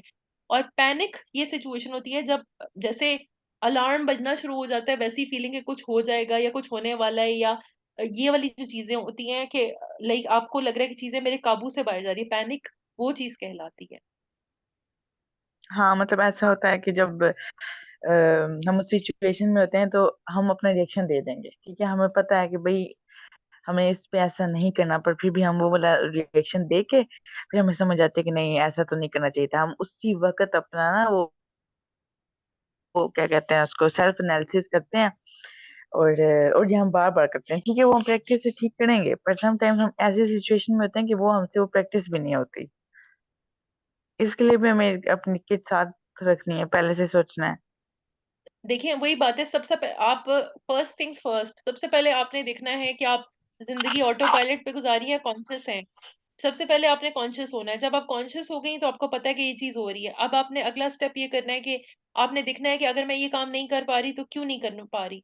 क्यों हो सकता है कि इसी वजह से नहीं कर पा रही कि 20 साल से मैं आप वही काम कर रही हैं, तो आपको उसका जो अल्टरनेटिव है मुश्किल लग रहा है, या आपको लग रहा है लोग क्या कहेंगे, या करेज की कमी हो रही है। कभी कभार इंसान अपने आप से भी वो नहीं कर पा रहा होगा कि नहीं मैं नहीं कर सकती हूँ, आई कैन नॉट डू दिस, ठीक है। तो आपने बेसिकली आइडेंटिफाई करना है अपने हाँ पर्सनल लेवल पे कि क्या चीजें जो बैरियर बन रही है। तो सबसे पहले तो अपने बैरियर्स आइडेंटिफाई करने और उनको फिर ओवरकम करने के लिए देखना है कि क्या क्या तरकीब हो सकती है, क्या क्या तरीके हो सकते हैं, सही ठीक है। सही, बस मैं एक लास्ट था, मैंने ये पूछना अब था कि मेरा ये जो हमारे इमोशंस होते अनफॉर्चुनेटली हैं, हम आपका लास्ट सिर्फ नहीं ले लास्ट, सकते क्योंकि बहुत सारे हाथ नहीं खड़े हुए सिर्फ हैं, ये आपके दो एक मिनट सवाल एक मिनट, ऑलरेडी ले लिए हैं।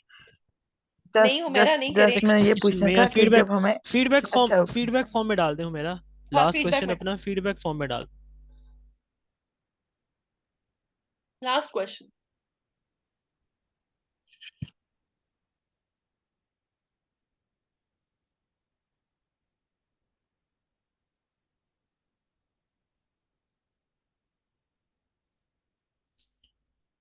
जी खिजर आपने किसी को अनम्यूट किया है? जी जी मैं करने लगा हूँ।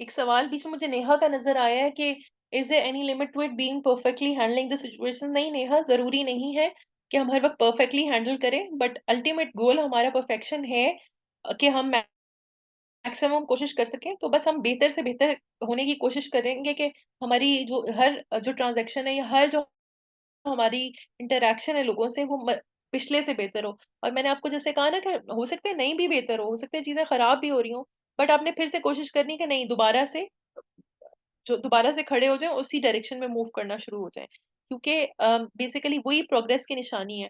अगर आप होपलेस हो जाएंगे तो वो तो फिर अल्टीमेटली मतलब वो बहुत बड़ा डिजास्टर है आपके लिए। तो इसलिए कोशिश करते रहें, और जरूरी नहीं है परफेक्शन हो, परफेक्शन तो शायद किसी के पास नहीं है, लेकिन मैक्सिमम जितना आप बेहतर कर सकते हैं।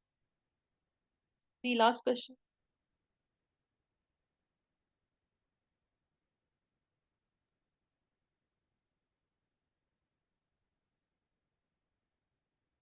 जी Noore Sadaf, I am going to unmute you.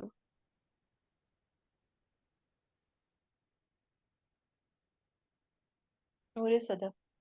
Unmute करें आप, नूरे सदफ।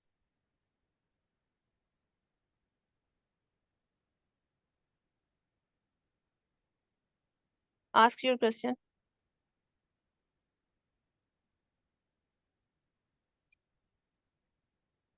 नूरे Sadaf.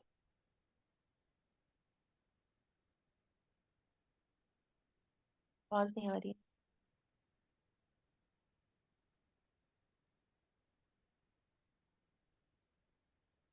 Okay Zarbab, you can ask your question. अस्सलाम वालेकुम वालेकुम सलाम। मैम। मेरा क्वेश्चन ये है कि 3 टाइप होती है पर्सनैलिटीज होती हैं साइकोलॉजी में। एक इंट्रोवर्ट है, एक्सट्रोवर्ट है, एम्बीवर्ट है। तो कौन सी पर्सनैलिटी जो आइडियल पर्सनैलिटी है कि जो होल प्रॉफिट वसल्लम की जो पर्सनैलिटी से मैच करती थी? There is no personality that's ideal. एक तो बात ये कि हम ये जो पर्सनालिटीज के मॉडल्स हैं वो सारे बहुत रीसेंट हैं, तो हम क्वांटिफाई नहीं कर सकते नबी पाक सल्लल्लाहु अलैहि वसल्लम की पर्सनालिटी पे। नबी पाक सल्लल्लाहु अलैहि वसल्लम का जो मैट्रिक्स था पर्सनालिटी का वो बिल्कुल मुख्तलिफ था एक आम इंसान से, क्योंकि नबियों की या जो पैगंबर होते हैं या रसूल होते हैं उनकी पर्सनालिटीज बहुत डिफरेंट होती हैं। अल्लाह ताला मुख्तलिफ लेवल के उनके इम्तिहान डालते हैं, उनके ऊपर मुख्तलिफ लेवल की चीजें डालते हैं। जैसे आप देखें नबी पाक सल्लल्लाहु अलैहि वसल्लम की पूरी जिंदगी उनके ऊपर, मतलब आप यस एक मैम। आम इंसान को इमेजिन भी नहीं कर सकते कि वो इतना ट्रॉमा, इतनी लॉस ऑफ लव्ड वंस, इतनी सब चीजों से गुजर सकता हो और फिर भी बेहतरीन और इमोशनल इंटेलिजेंट इंसान हो। तो ये अल्लाह ताला के अपने मैट्रिक्स होते हैं पैगंबर के लिए। अलबत्ता हम कोशिश कर सकते हैं कि हम जितना उसके करीब से करीब तरह आए वो कर सकते हैं। तो from a psychological point of view मैं नबी पाक सल्लल्लाहु अलैहि वसल्लम की जो पर्सनालिटी उनको क्वांटिफाई एज इंट्रोवर्ट या एक्सट्रोवर्ट या किसी भी फॉर्म में नहीं कर सकती हूँ। आई कैन जस्ट से कि मतलब he was the epitome of perfection जो अल्लाह ताला से एक इंसान से करवा सकते हैं। लेकिन उनका मैट्रिक्स भी और था। हम I don't think we can quantify, और I think there is no need to do that as well. Okay ma'am, next question ये है कि एक आम इंसान है, उसकी पर्सनैलिटी एम्बिवर्ट है या एक्सट्रोवर्ट इंट्रोवर्ट है, तो क्या वो अपनी जो पर्सनैलिटी है से इंट्रोवर्ट से एक्सट्रोवर्ट में या एम्बिवर्ट में चेंज कर सकता है, कन्वर्ट कर सकता है? देखिए, एम्बीवर्ट का लफ्ज तो मैंने पहले कहीं कभी सुना नहीं है, क्योंकि नॉर्मली हम साइकोलॉजी में इंट्रो या एक्सट्रोवर्ट यूज करते हैं। इट ओनली डिपेंड्स, ठीक है। अब ये इंट्रोवर्जन एक्सट्रोवर्जन एक तरीका है पर्सनालिटी को क्वांटिफाई करने का, और भी बहुत सारे तरीके हैं। अलबत्ता हम ये जरूर कहते हैं कि कुछ चीजें होती हैं जो आपकी नेचुरल ट्रेट्स में होती हैं, हो सकता है आप उनके ऊपर काम करो और आप उसको बेहतर नहीं कर सकते, लेकिन कुछ चीजें ऐसी होती हैं जिस पर आप काम करो, और वो बहुत सारे लोग ऐसे होते हैं जो बचपन में बहुत इंट्रोवर्ट होते हैं, वो बड़े होकर बहुत एक्सट्रोवर्ट भी बन जाते हैं, ठीक है। सो इट ओनली डिपेंड्स कि देखिए, इंट्रोवर्ट्स जो जनरली जिनको कहा जाता है ना, उनको कोई चाह भी नहीं होती कि उनको कोई बहुत ज्यादा लाइक सोशलाइज करें, इस तरह की चीजें करें। अगर किसी को है और वो उस पर कोशिश करता है तो definitely it will work. It's not like कि वो उसकी मेहनत जाया हो जाएगी और वो हो नहीं पाएगा, क्योंकि उसकी पर्सनालिटी उसी तरह बनी हुई है। पर्सनालिटी चेंज होती है बिट, लाइक अगर आप उसके ऊपर काम करें, उस मेहनत करें, तो you can work on certain aspects of personality. It's not like के वो सेट इन स्टोन है, तो जैसे बना दिया अल्लाह मियां तो वैसे ही फिक्स्ड है, नहीं। उसमें पेरेंटिंग बहुत सारा रोल प्ले करती है, आपके हालात बहुत रोल प्ले करते हैं, जो जिंदगी में वाकयात पेश आते हैं, और उसके अलावा आपकी अपनी लर्निंग भी करती है, तो you can improve on your personality, ठीक है। I think that's about it. Okay Zarbab के मैम, क्वेश्चन थैंक के यू। साथ हम एंड करते हैं, और फीडबैक फॉर्म्स ओके आप मैम। प्लीज सबमिट करवा दीजिएगा। किसी की कोई क्वेरीज हैं, कोई फीडबैक कुछ भी है, इंडिविजुअल सवाल प्लीज कोशिश कीजिएगा कि मत पूछें। उसकी वजह यह है कि मुझे उसके बारे में पूरी डिटेल्स नहीं पता, तो आई कैन नॉट रियली कॉमेंट कि आपकी सिचुएशन में अगर कुछ हो रहा है या कोई चीज है तो वो क्यों हो रही है। अगर कोई जेनेरिक क्वेश्चन है जैसे सेल्फ एस्टीम या किसी भी चीज के हवाले से, वो जरूर पूछ लें, और इंशाल्लाह ताला फिर आपसे नेक्स्ट सेशन में मुलाकात होती है। जी खिजर, और कोई अगर अनाउंसमेंट है, कुछ है तो बता दो। Thank you miss Farhana, thank you so much.